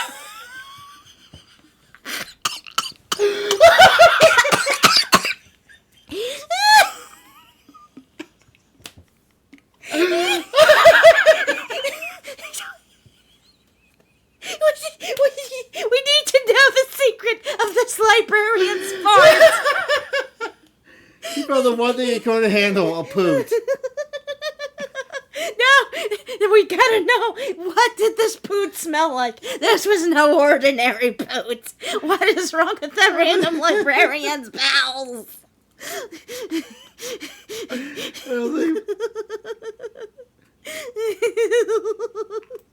Fart. Resulting in Charlie being dragged away and punished. He smelt it, and in return, he was dealt it. When his trial inevitably came around after being transferred to HMP Bullingdon, Are we at number 21? Oh, damn. Yep, 21. Charlie pled guilty to owning the shotgun, but not guilty to conspiracy to rob the place. Because, according to Charlie's defense, the shotgun was acquired so that bad boy Bronson could blow his own head off. Oh. The jury didn't buy it. And on September the 14th, 1993, Bronson was once again found guilty and handed an 8-year sentence. So, back in the swing of things, Bronson found himself in Wakefield. 22. God damn. Where He he was forgot to change that preemptively one. stripped Being naked and shoved in the box for 40 days because Ooh. they knew exactly what he was like. And So they this is wanted already to just keep do it. ahead of him. From there, Bronson was That's taken not fair. out and moved to Hull. Oh, here we go again. 22, 23. Where he Should be managed to 23. actually keep his head down without much happening. Every super Until villain he took the has a weakness. Look at Green Lantern. deputy governor hostage on Easter Monday. And what's weird is, in a literal sense, Adrian Wallace, the deputy governor in farts are his question, weakness. did absolutely nothing to warrant it. He just walked in on Bronson and the fellas making porridge one morning, and just the sight of him was enough to make Bronson snap. This resulted Okay, just at some point you just need to avoid any kind of eye contact with this man. Because if he decides that you do not look good to him, he's gonna beat you up just because of the way you look.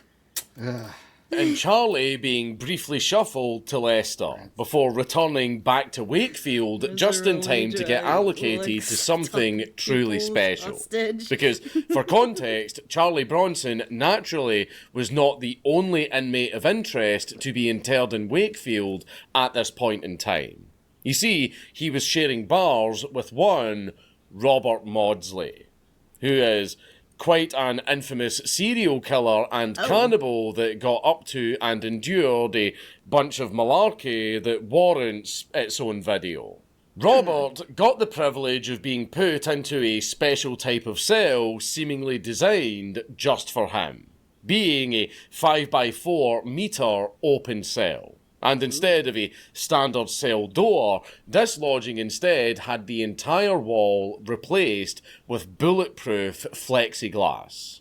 Which you may know from that one film where the quirky Lecter regaled his love for the culinary arts. So this guy was actually Hannibal Lecter in real life? Oh. Holy fuck. And they actually... So this was... And this was in real... Holy fuck, that's interesting. Hey, if you're famous enough to have a movie about you, I mean, I have no idea who this guy is, but I actually never seen the Hannibal Lecter show, movie in junk. Silence of the Lambs. Yeah, I've never actually seen that, but I've heard of it. Yeah, I've seen it. It's pretty good.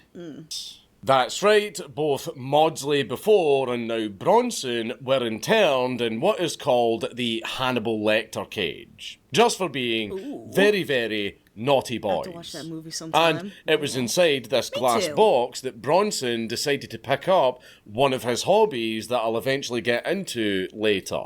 But regardless, it was around this point that sadly Charlie's father had passed away, whilst he was in solitary. Sad news, I know. Though, at least he managed to meet up with him a couple of times whilst he was in prison beforehand. Just looks like Dr. Robotnik. So much. But honestly, it was almost inevitable for this to happen, as you need only see how much shit that Charlie does to warrant being secluded for long stretches of time. As fucked a situation as it is, it's almost entirely self-inflicted. Regardless, he had seemingly made up for it by assaulting a governor who foolishly thought that he could just waltz into Bronson's cell without a retinue of guards. Oh, someone was being kooky. Yeah. He does look like a cheery fellow. Also, after he... You know what he makes me think of? What? That, the strong man stereotype. Oh, yeah. It has the bald head, the little glasses, and the handlebar mustache. Oh, yeah. Like Pride from... Well, Pride has hair. From Seven Deadly Sins. Not Pride. What's the guy's name? It's Sinister. I never mind, move on. Jostled around a little bit more, as well as being convicted with an additional 7 years added to his sentence. Are you thinking of the anime Seven Deadly Sins? Yeah. Oh, he does. Oh, you're thinking, okay. Escanor, yeah. Yeah, Escanor, that's who you're thinking I remember, of. oh yeah, he has hair. Except he has hair, yeah. Then he was moved to HMP High Down. Oh no, not another one. Drink. 20. That was supposed to be 24. Upon being brought to Lincoln Prison... Look at his eyes, he's getting drunk. 25. That's 25. Bronson was then, of course, locked in the box for doing Bronson things. The Iron But Sheik. what's very, very interesting is Bronson was brought out of solitary so that he could interact with a bunch of visiting children. What? Now, why were there visiting children, and why was Bronson allowed anywhere near them? Were they in juvie, or was this a... Oh, is this gonna... He's going to say the same thing that I'm about to say too. Scared straight? Yeah. Scared straight situation. Neither. Because apparently all of these young bucks had Down syndrome. And they were all just visiting the prison for some fucking reason. I mean, that's a... Well... This is a weird, take your kids to field trip to a prison. Especially Down syndrome kids. He was for 69 days a barefist boxer. He gave money to a dying child. Rather strange field trip to bring a bunch of Down syndrome kids on. Yeah. But either way, Charlie got to show off his softer side. And he actually played with them, including throwing balls and piggybacking them around the gym and a bunch of wholesome hijinks. And Bronson absolutely loved these kids. Because they were not only children, but also because they were special needs. He hurts pedos. I like how even the world's biggest nutcases all draw the line somewhere. From that point onwards, Bronson was shuffled about once again, ending up back in Belmarsh after being sent to Birmingham after taking... by making Down syndrome's kids to a prison. That's a good point. Especially with most of these prisons, I'm pretty sure they all have the poodles in them. They're just dangling little sheepies in front of a lion's cage. Adopt her hostage. Because he apparently, quote, just didn't feel right.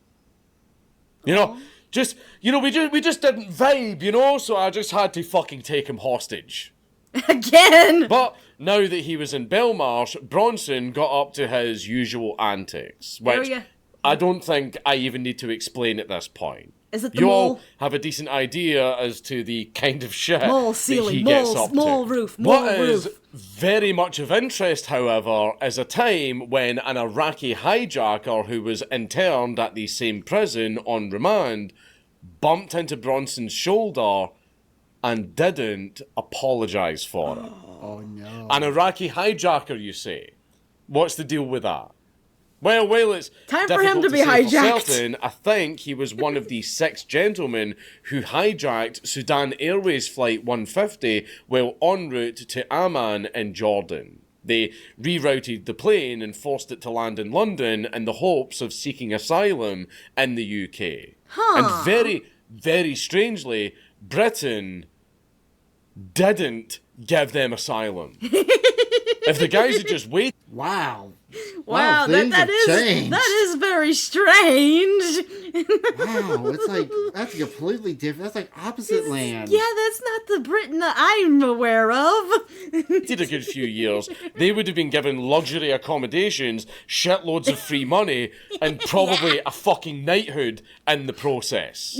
This shoulder-bumping slight, paired with the grumpiness of having torn a muscle, resulted in Bronson, understandably, brewing and festering, as well as slowly spinning himself into one of his iconic rages. Yeah. Then, whilst Bronson was sweeping the corridor like a good little Johnny, 2 of the said Iraqis were walking past him and staring him down.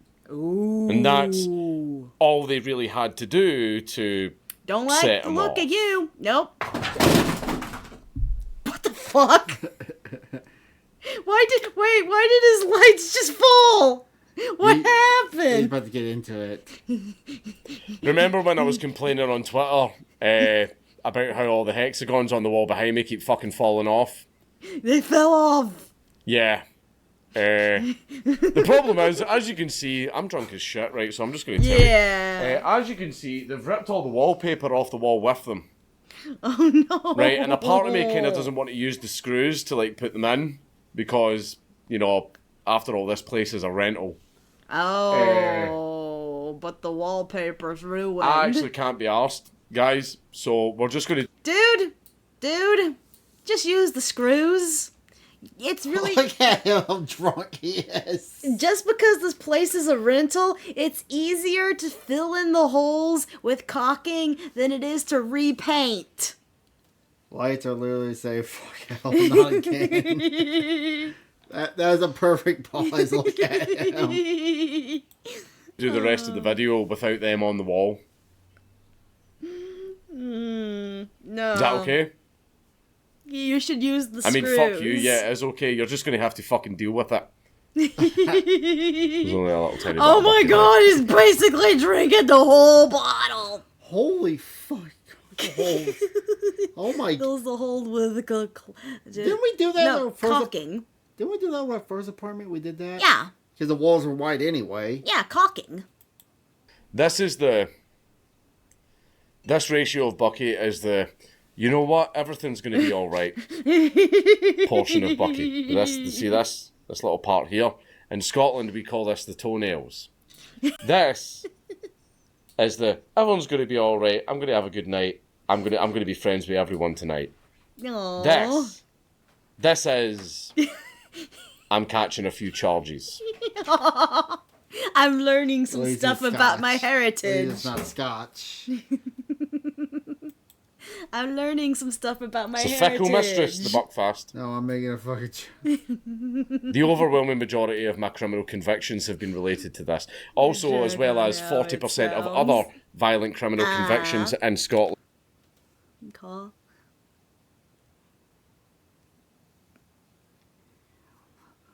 It looks like it's... Okay, I'm just dumb at reading. And do you think I'm lying? Look Cock.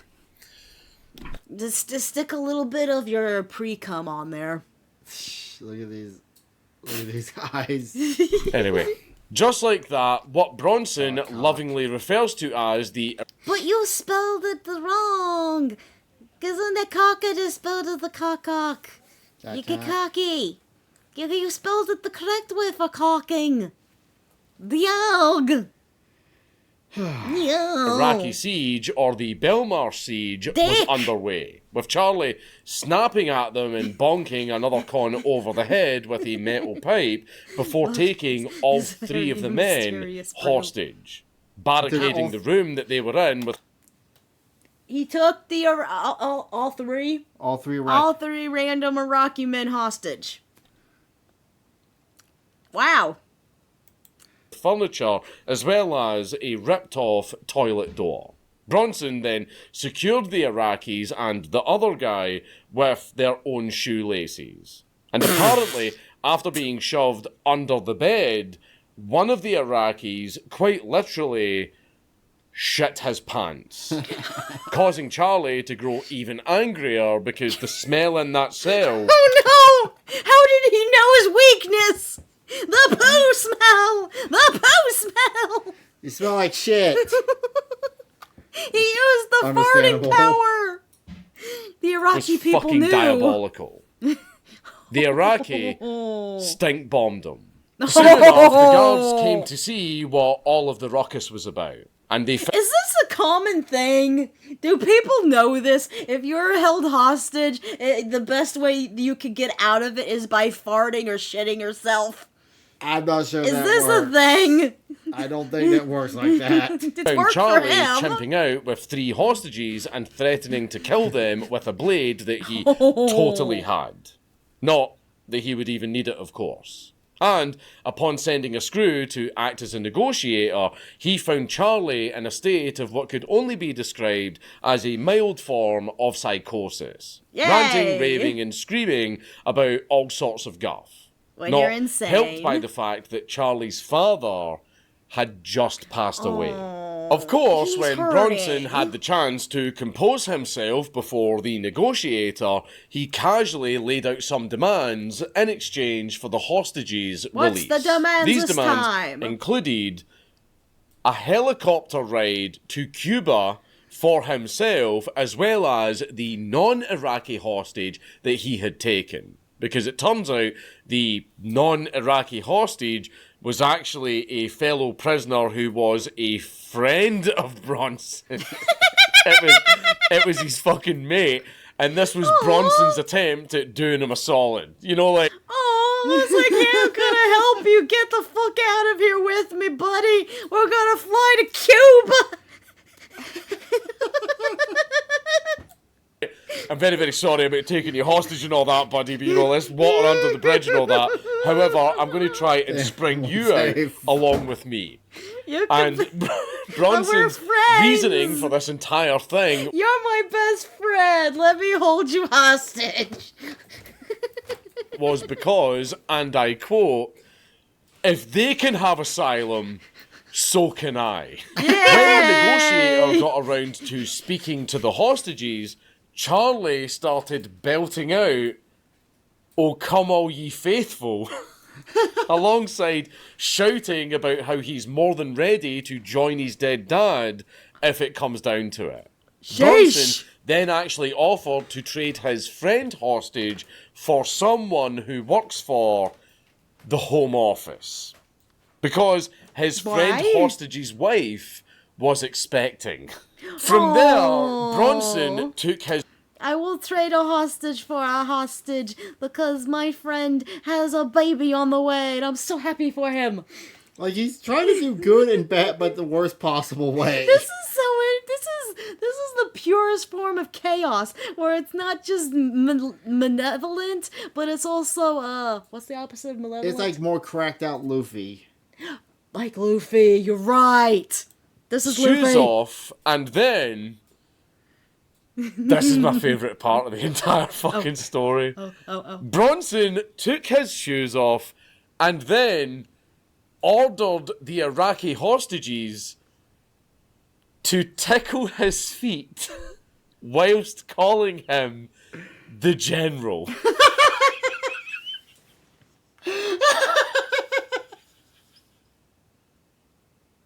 At what point do you have to think to yourself, I've really lost my own mind? Of course, at this point, you wouldn't be able to think that because your mind's already all too gone. That was a pause, yeah. Take all my feet and call me daddy.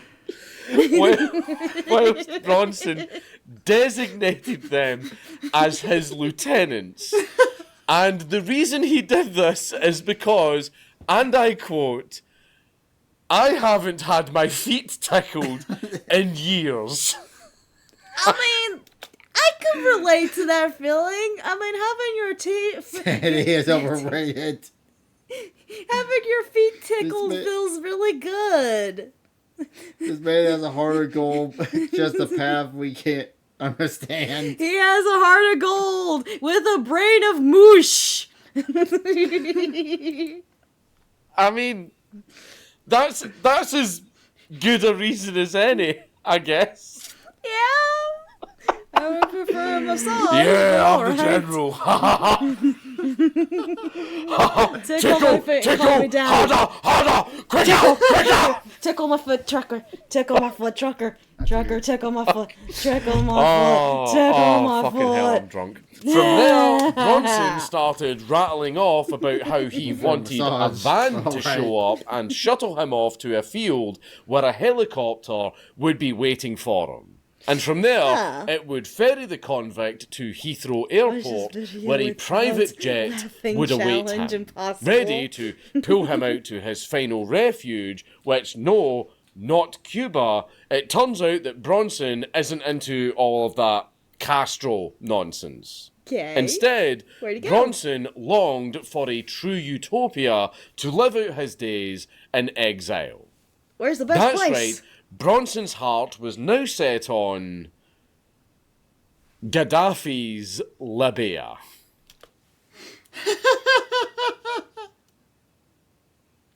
I need some context here. Libya is like a northern African country. It's all desert.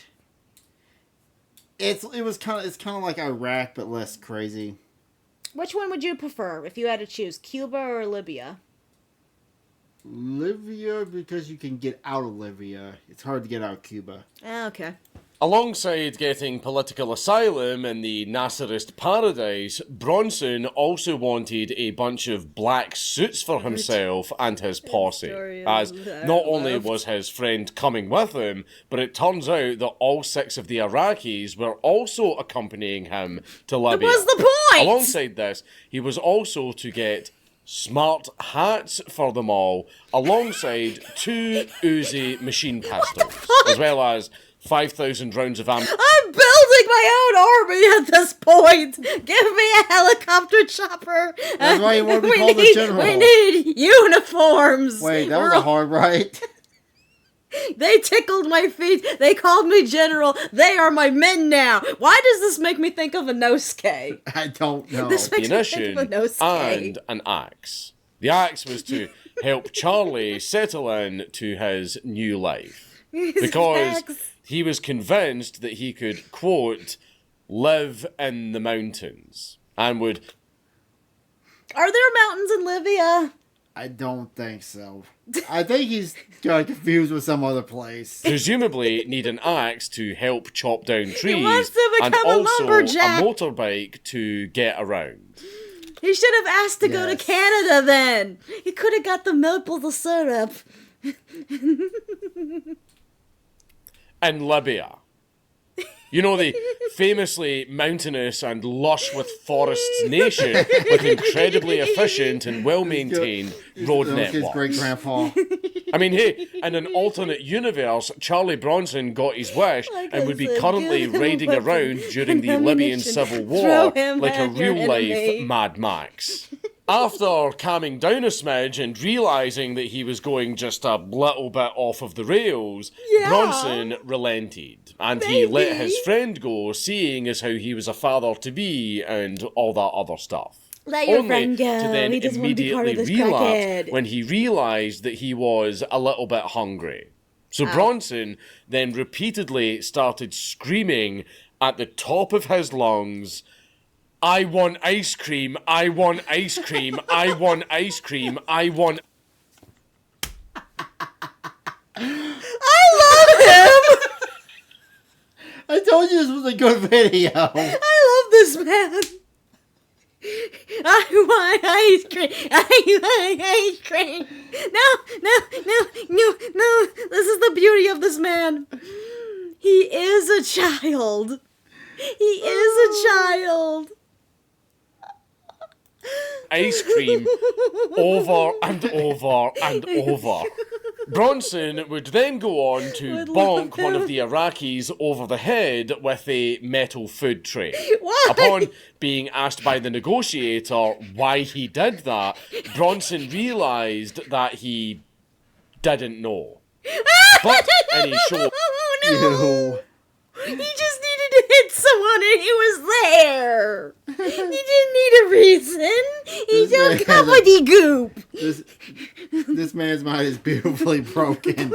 Of good faith, Bronson demanded that the Iraqi bonk him over the head 4 times with the tray to make it even.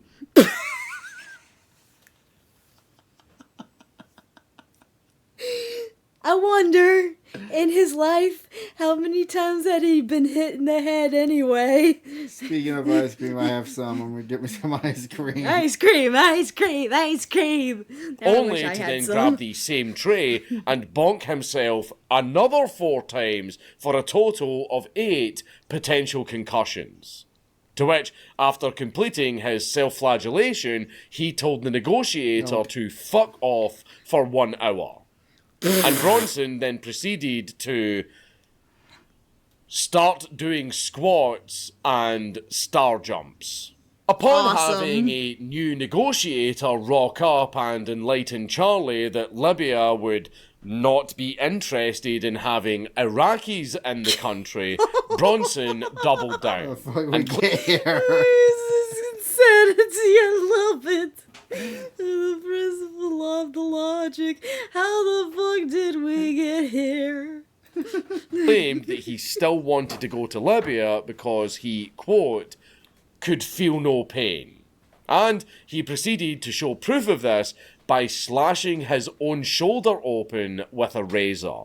Having blood pissing all over the place, the negotiator naturally shit himself and called for Bronson to stand down under the promise that he would personally walk him down to the segregation unit.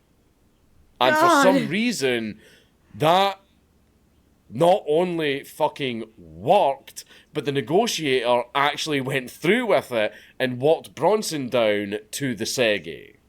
Huh. Well, I guess that put an end to this hostage situation then, huh? This was a trip and a half. This was a mental breakdown. Talk about a happy ending. For the Iraqi siege, Bronson got 5 years added to his sentence. It was originally supposed to be 7 years, but Charlie managed to appeal it on the grounds of it being a fleeting spell of white boy loco. To which, I mean, yeah, no shit, we've all been there. You don't want to see me when I don't have my tubby custard. Anyways, after spending even more time in solitary confinement, Bronson eventually got disturbed by a visit from one Dr. Robert Taylor, wishing to check up on the inmate and study him because obviously something is fucking wrong with this guy. Yeah. But because of the fact that it wasn't his usual shrink and, you know, it's fucking Charlie Bronson, Bronson immediately took him hostage. You're not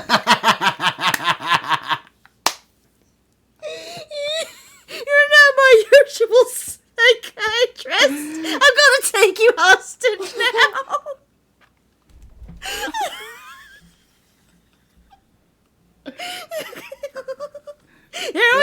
man. God, don't be your problem now. This time, it only lasted around 30 minutes before Charlie handed him back without incident. With Yay! Dr. Taylor even being a real one and not pressing charges or Does he even need making a a friend? statement.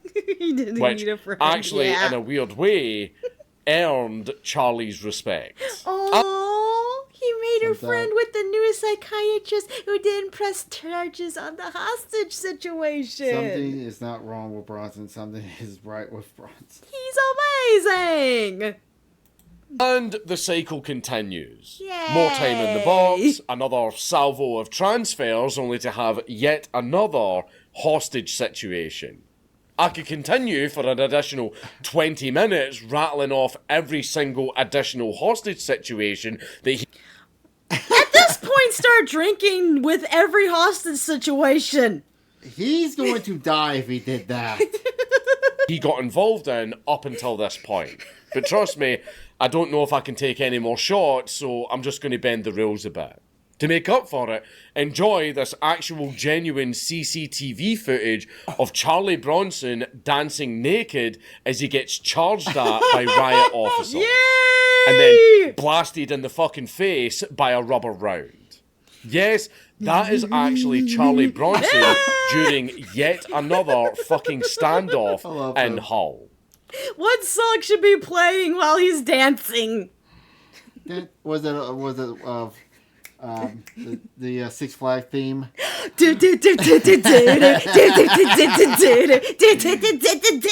I can see that. And just consider the fact that at this point, Bronson is in his fucking 60s and is still He's in his pulling this 60s. shit.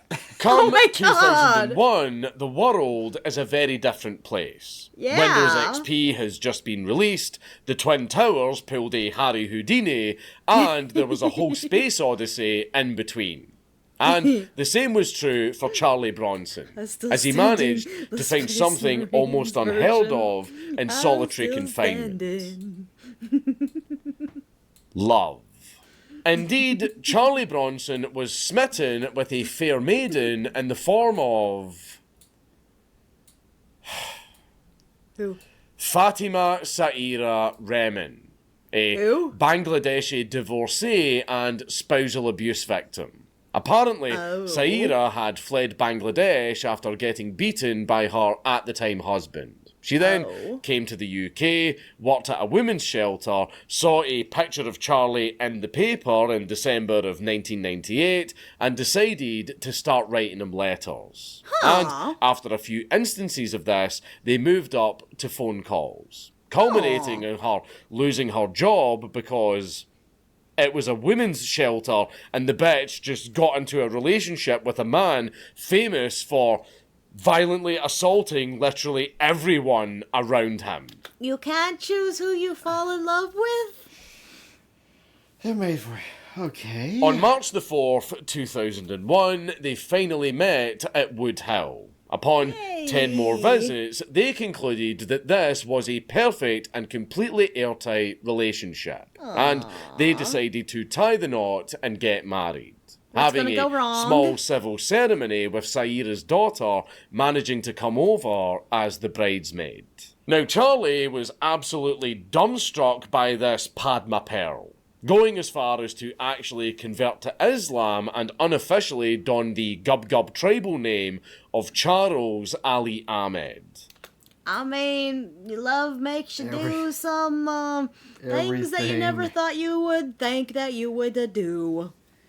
Where is this gonna go Unofficially, wrong? because he didn't legally change it.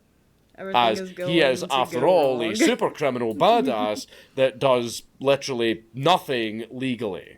Now, it turns out just- that the he just presence of declares it to be. Saira and her daughter were actually something of a good influence on old Charlie, with even the psychiatrist and Screws taking note of his increasing stability just due to them being around. Hey, Then, there we in go. 2005, for reasons that are currently undisclosed, Bronson and Saira divorced, with That was quick.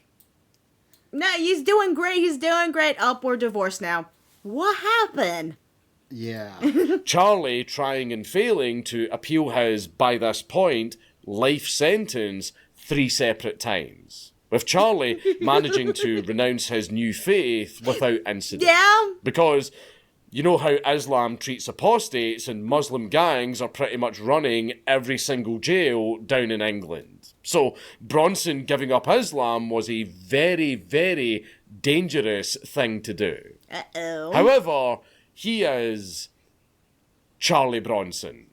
He don't care. So he can do none of the whatever he Muslim wants. inmates were even remotely brave enough to try and even think of doing anything to him. Yeah, no. The reputation of this man, he's insane and deadly. You can do whatever fuck faith you want. Now that he got that Arabian mind virus out of his soul, he had returned to being the Charlie Bronson that we all know and love. Yeah. Because in 2007, he attempted to start yet another hostage situation that culminated in what the prison officials deemed as a control and restraint incident. Ooh. I know, deliciously bureaucratic language. So, what happened?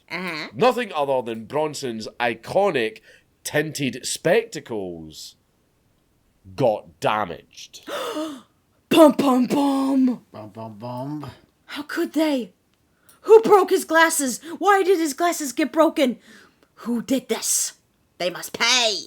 And he was given a £200 payout for the situation. Now, you might be asking, why the actual fuck is the state giving Bronson money for his art hole sunglasses? Especially after he just tried to pull a Charlie and take someone hostage yet again. No, you gotta give him back his glasses. That's important. It's his whole personality, persona thing. You have to. You have to pay them back. Yeah. Well, it's actually because those glasses aren't aesthetic. Charlie actually needs them. And no, he doesn't need prescription glasses from bad eyesight or anything gay like that. It's because Charlie has spent so much of his life in solitary confinement that his eyes can no longer tolerate regular levels of light. Damn. So they literally fucked this guy's eyesight with all the years of solitary confinement. He's literally like that. He's a mole. No. Oh God, natural light. Oh God, any light at this point. Muslim gang and the younger crazies, look, you want to fuck with that man who jacked as shit in his 50s and is murdered, then a rated is madder than a rated hippo? God be with you. Caveman. Caveman. He is a good... It's a good version of Boris from MIB. He actually needs these glasses so that he can fucking see, because as soon as there's a little bit of light in a room, it's too bright for him and it blinds him. Aww. He has been in solitary confinement for so fucking long that this motherfucker practically became Riddick. Come September of 2008, Charlie was back inside Wakefield. He's pretty much been in every single prison in the country at this point, so the drinking game is pretty much over. And in this prison, Charlie... He's been every prison, man. He's been every prison. Yeah, he's... Like, how many prisons does anyone have? He could probably do an Airbnb rating on them. So there's exactly 25 prisons in England? Regarding the potential of parole. He is fucking This was Reddit. delayed when his lawyer decided that a 1-hour interview wasn't nearly long enough to review Bronson's case. And he decided that he needed, at the very least, an entire day. Which... I'd usually object to such a delay, but at the same time, I can't blame him. Don't remember. Charlie has done a lot of things in prison, and they would take a very, very long time to... Okay, no, wait, I do remember he's not the cockroach guy, but he made me think of He's the bad guy in the last... yeah. The last good movie. Yeah. Okay, I got those two mixed up for whatever reason. Go over. My bad. And the hearing went through without a hitch. They said no. Also, the drinking game might be over, but You still have I do some. have a little tiny bit left. Yay! Fuck it. Woo! Oh, you cheeky cunt. Give us a swig. The final count is supposed to be 25. Damn. Go, go, go, go, go, go. Yar. A moment's silence, please.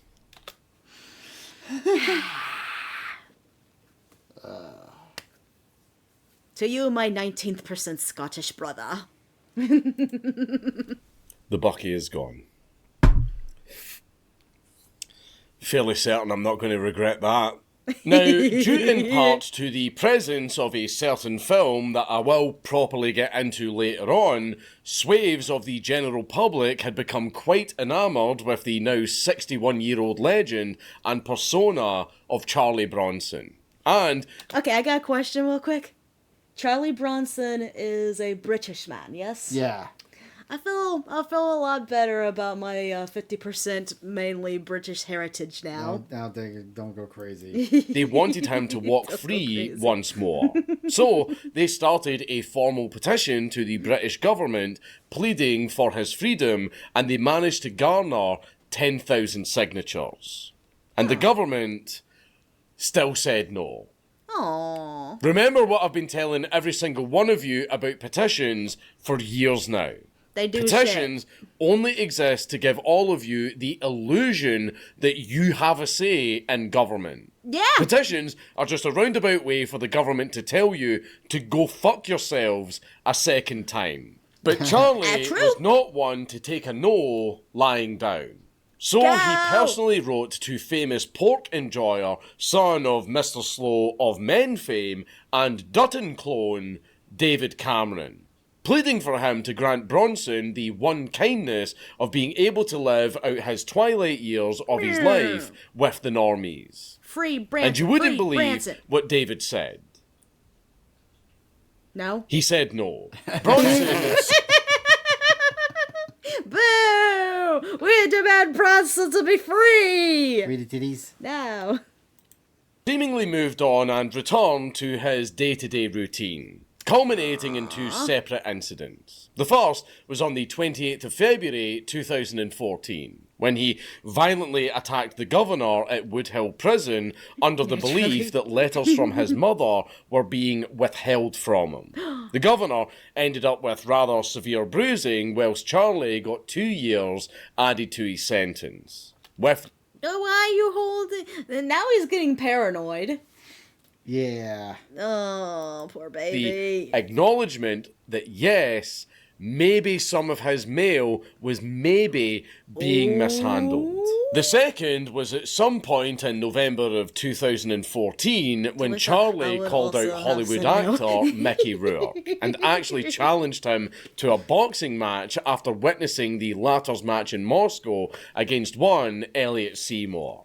Bronson had what can only be described as a Tai Lung moment upon realising that the victorious Rourke was the same age as Charlie at around 62, whilst Smelliot was just 29.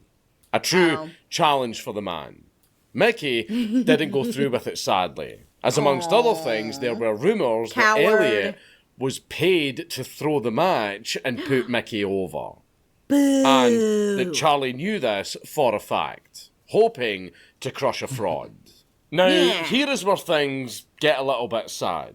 Because you see, in the closing days of 2014, Charlie Bronson had died.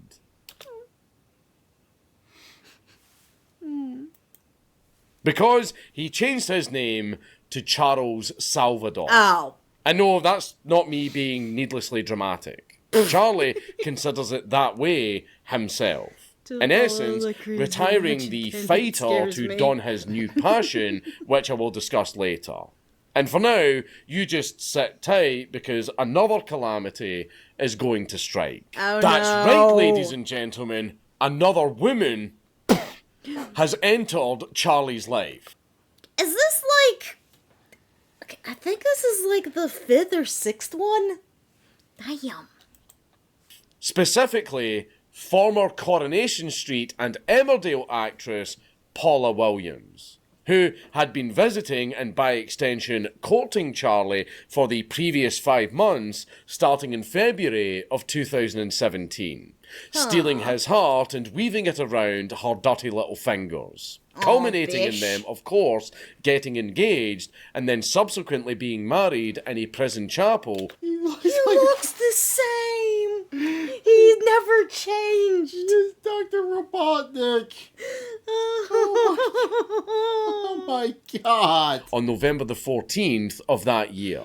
Women are What could possibly go wrong with such a happy photo? That's true. Well, by July of 2018, Charlie was filing divorce from perfidious Paula for being a dirty.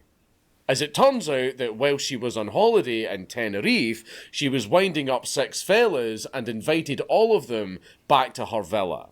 With Bitch! the Duns allowing the lads to take photos of them, motorboating her amongst other things for them to...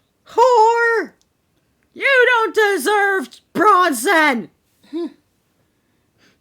He's such an adorable man. to then upload Boo! online for the world to see. And Boo! because Boo Paula this is bitch! not just a Boo! C-tier Saxon soap actress, but also the new wife of someone actually fucking interesting, she would actually have a lot more eyes on her than otherwise. Whore! She just It is using also Bronson! worth noting that during her questioning by the press, she equated herself to Anne Frank for some reason. Bitch! And no, I sadly cannot elaborate.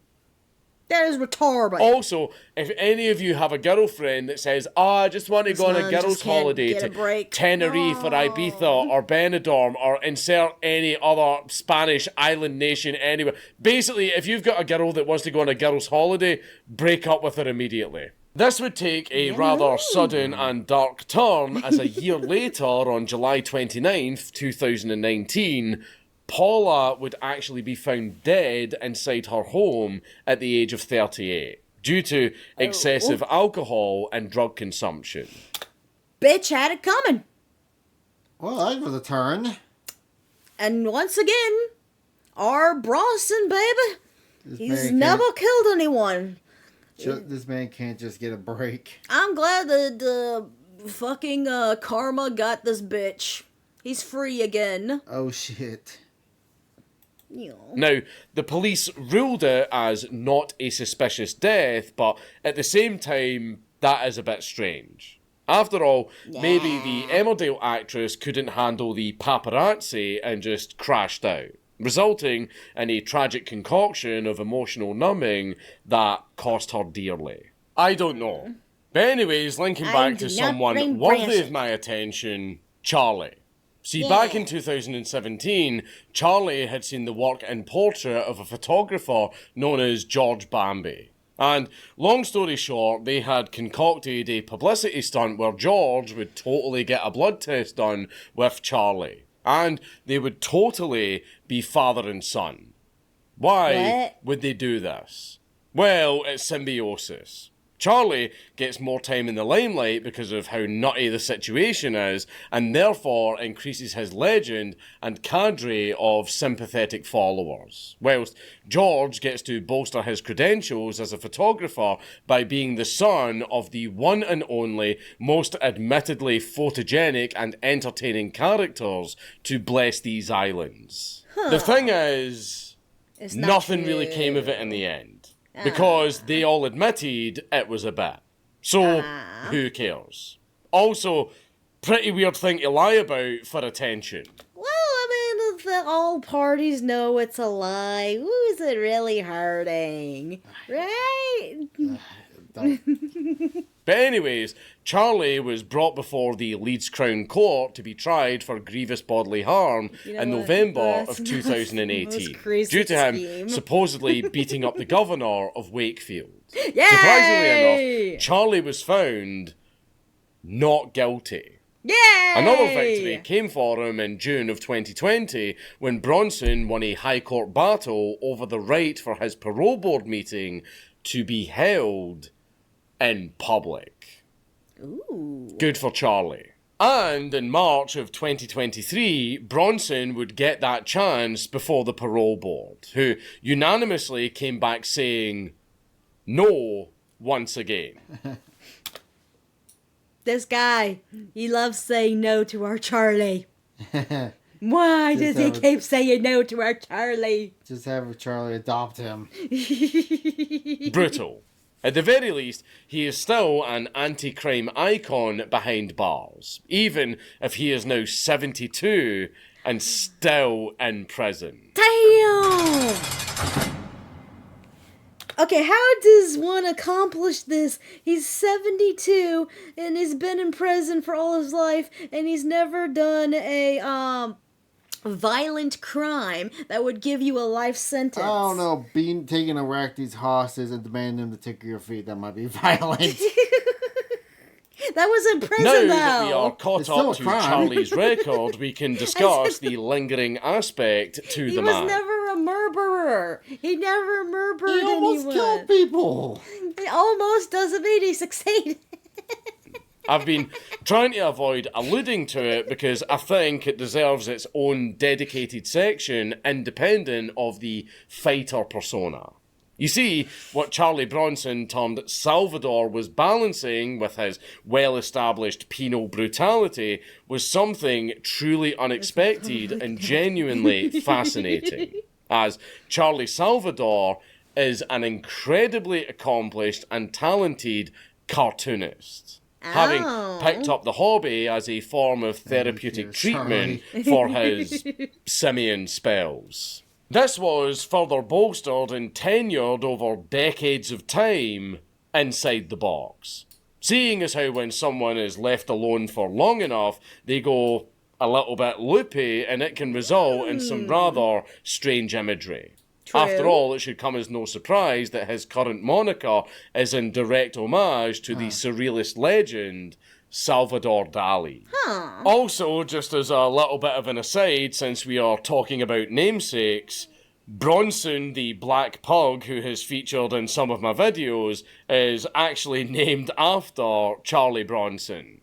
When Bronson was just a little tiny puppy, we would put him in a little dog cage overnight, so that he wasn't pissing and shitting everywhere because he wasn't house trained yet, and Okay, he named his dog that. Okay.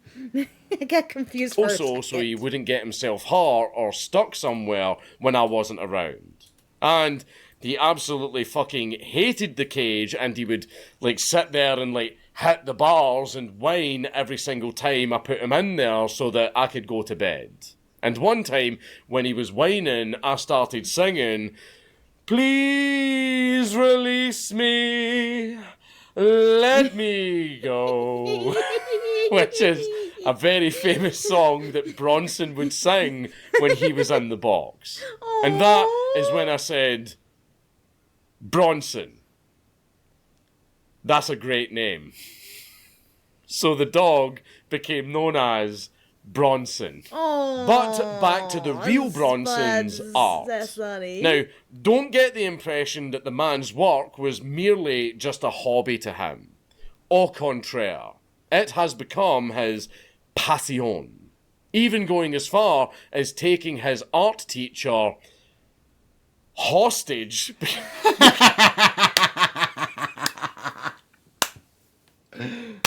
Oh. I love this man. He wants to go into the arts. And his biggest art is to take someone hostage. Jesus. I wish we counted. I'm sure this is even more than the amount of prisons he's been in. Oh my god. All habits die hard. Because fucking, of course, and threatening to eat him unless he wanted to recant his crass and utterly baseless criticisms of Charlie's beautiful and unironically Yeah, don't mock Charlie's art. This beautiful self-portrait.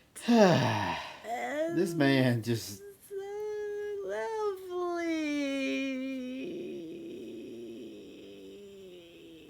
award-winning creations. And also to get a cup of tea. Because for some reason during hostage situations, a cup of tea just seems to be his go-to ransom demand. Give him the tea. Charlie only stepped down after 44 hours when he accidentally knocked himself out whilst trying to wrench a washing machine off of the wall like a fucking doofus. And I didn't even bring up the fact that apparently he's into the written word as well. As, independently of his autobiography, he has actually dabbled into the venerable art of poetry. Yay! These are remarkably learned, eruditic, nay, aristocratic pastimes for the humble. Yay! It's not what you... I'm trying to... Now, it's while you know. Huh. I'm just in the, now for a certain... I can't read his writing. Or I just can't read from that far away. The two Charlies. Broadmoor Bruiser to adopt. But that's the point.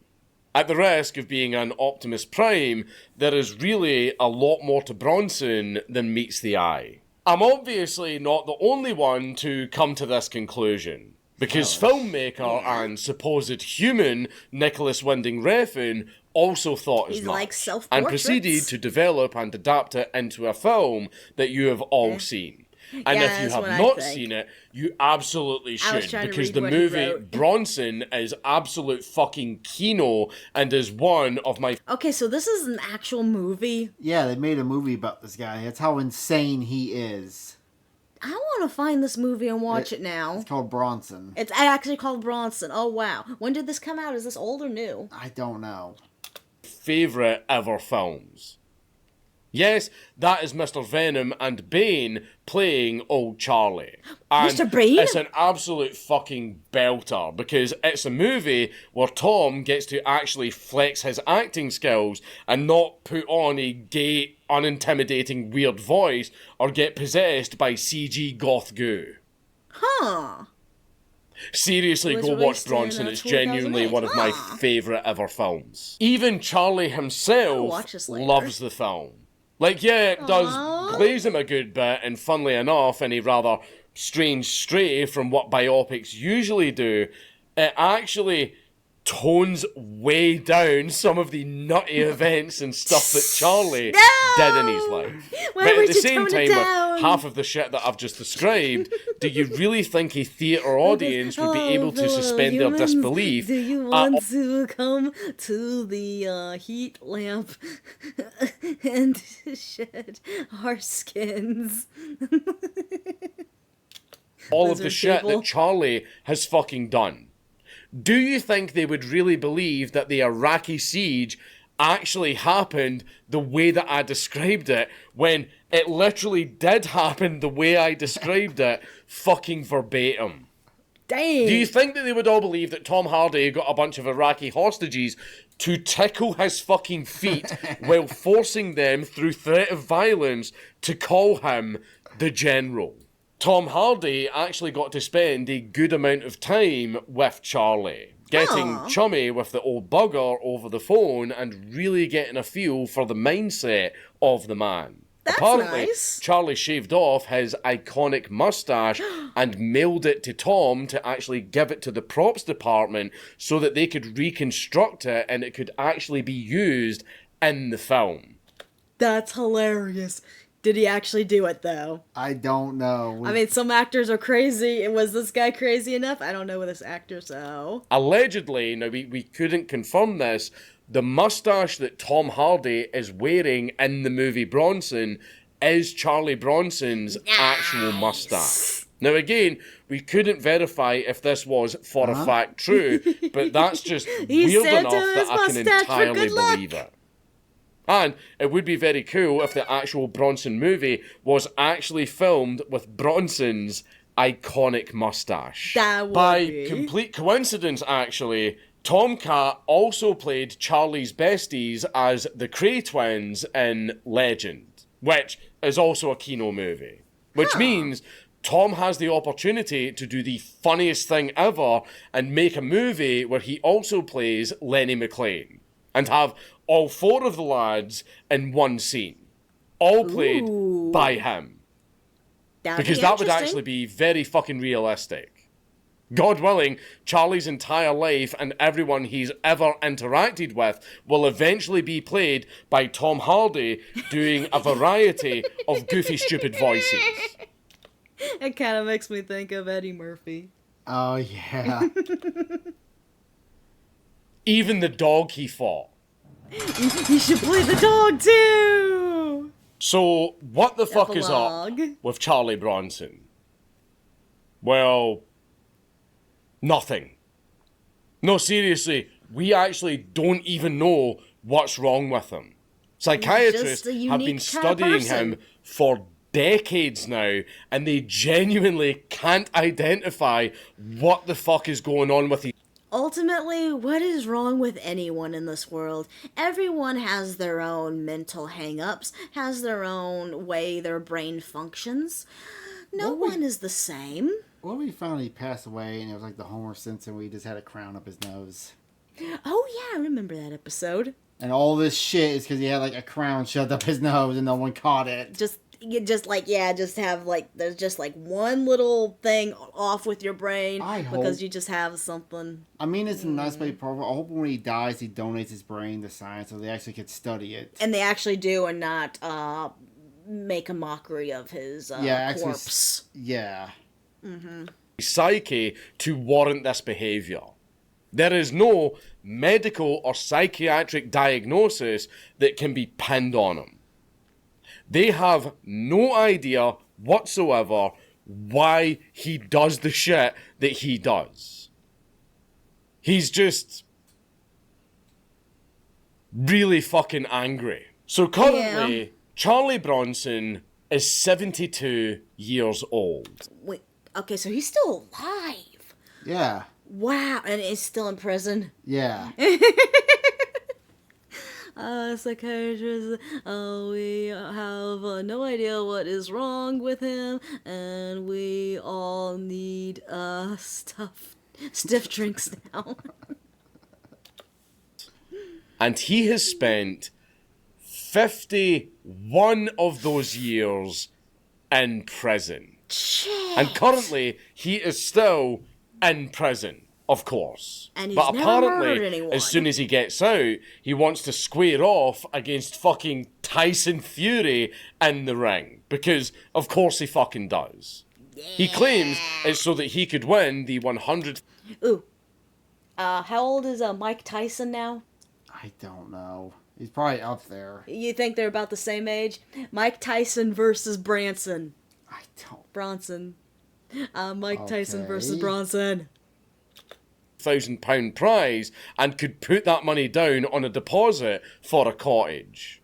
But being entirely honest, I do think it's just Charlie's Tai Lung complex creeping back into view for better or worse. As of today, Charlie Bronson has had dozens and dozens of parole hearings already. And a helicopter. I want ice cream. And a sex doll.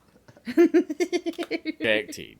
But due to his history in prison... No, we need to upgrade that sex doll to a sex robot. Our Branson will never be lonely again. State, the Home Office, pretty much every single major institution all come down and get involved every single time he has a parole hearing to try and not allow him out of prison. Even currently, he has served all of his sentences for all of the stuff that he has done. His sentences are over. And they just keep adding up. They are all refusing to let him out of prison because they fully believe that he is a major risk to the public. And because they'll just given Charlie's history... Yeah, probably. Now Look, Charlie Bronson is, without any doubt, damaged goods, and is not a role model for anybody. I mean, shit, he admits that himself. With AI technology. However, despite some of the reprehensible stuff that he's done, I cannot help but like him and respect him. Because goddammit, he has moxie. He's a goofy fella that strikes the perfect balance between pantomime and hard man. And he plays it completely straight. He's just a very, very angry man that likes to fight and draw stuff. His heroic pig-headedness and overall refusal to even bend a little bit to authority is foolhardy and retarded, yes. However, he has been through so much shit that it's actually just quite admirable at this point. The world doesn't know how to handle Charlie Branson. Yeah. Charlie Branson handles the world. I don't think Luffy can do this much shit that he's done. I'm not I feel like Luffy constantly just getting put back and impelled down. Oh my god. Like, how does he keep getting on rooftops? Yes! The man is a complete enigma who always bounces back after being kicked down. He's amazing. Self-inflicted in Sisyphean? Yes, undoubtedly. But Charlie Bronson takes it on the chin and marches on to strip naked and fight people unfazed. Even now, when he's in his fucking 70s. That is two things. Grit and moxie. Especially when you factor in that fucking mustache. He is in quite a few ways the living embodiment of the indomitable human spirit that we would all like to think we have. And being honest, I fucking love him for it. Yeah. Be free soon, big man. So that you can hit that podcast circuit very, very hard and secure that bag. Dude. Oh my god, him doing a podcast. Branson as a podcaster, amazing. That would be amazing. Someone would need to help set up stuff, because I'm guarantee you, this man has no idea what technology is. The background character in Charlie's. We're all background character in Charlie's world. Yeah, it's Charlie's world. I told you this was a good video. Yeah, this was fun. I like Charlie. This was you gave me a new interesting character. I hope you all enjoyed this. 2-hour long video. Thank you so much for joining us. Now I'm gonna go into the lore of Warhammer. What does that have to do with Charlie? I don't know. No. Because he is a Warhammer character at this point. And get another hostage. Yes, go out and get a hostage just for Charlie. That's what you could call his chat. Come here, Trucker Man. That's what you call his chat. You call him his hostages. We're his hostages. I'm taking Trucker Man hostage. All right, you must give me a helicopter, a sex doll. No, you can't have my boobies hostage. I have you hostage. Take your cat hostage. No, you can't take broccoli hostage. I take a broccoli hostage. All right, you want to end it? I love you all. Have a good night. Bye. All right, Thank you all for joining me. Please like, subscribe, and comment. It would make me very happy. Kiss, kiss, hug, hug.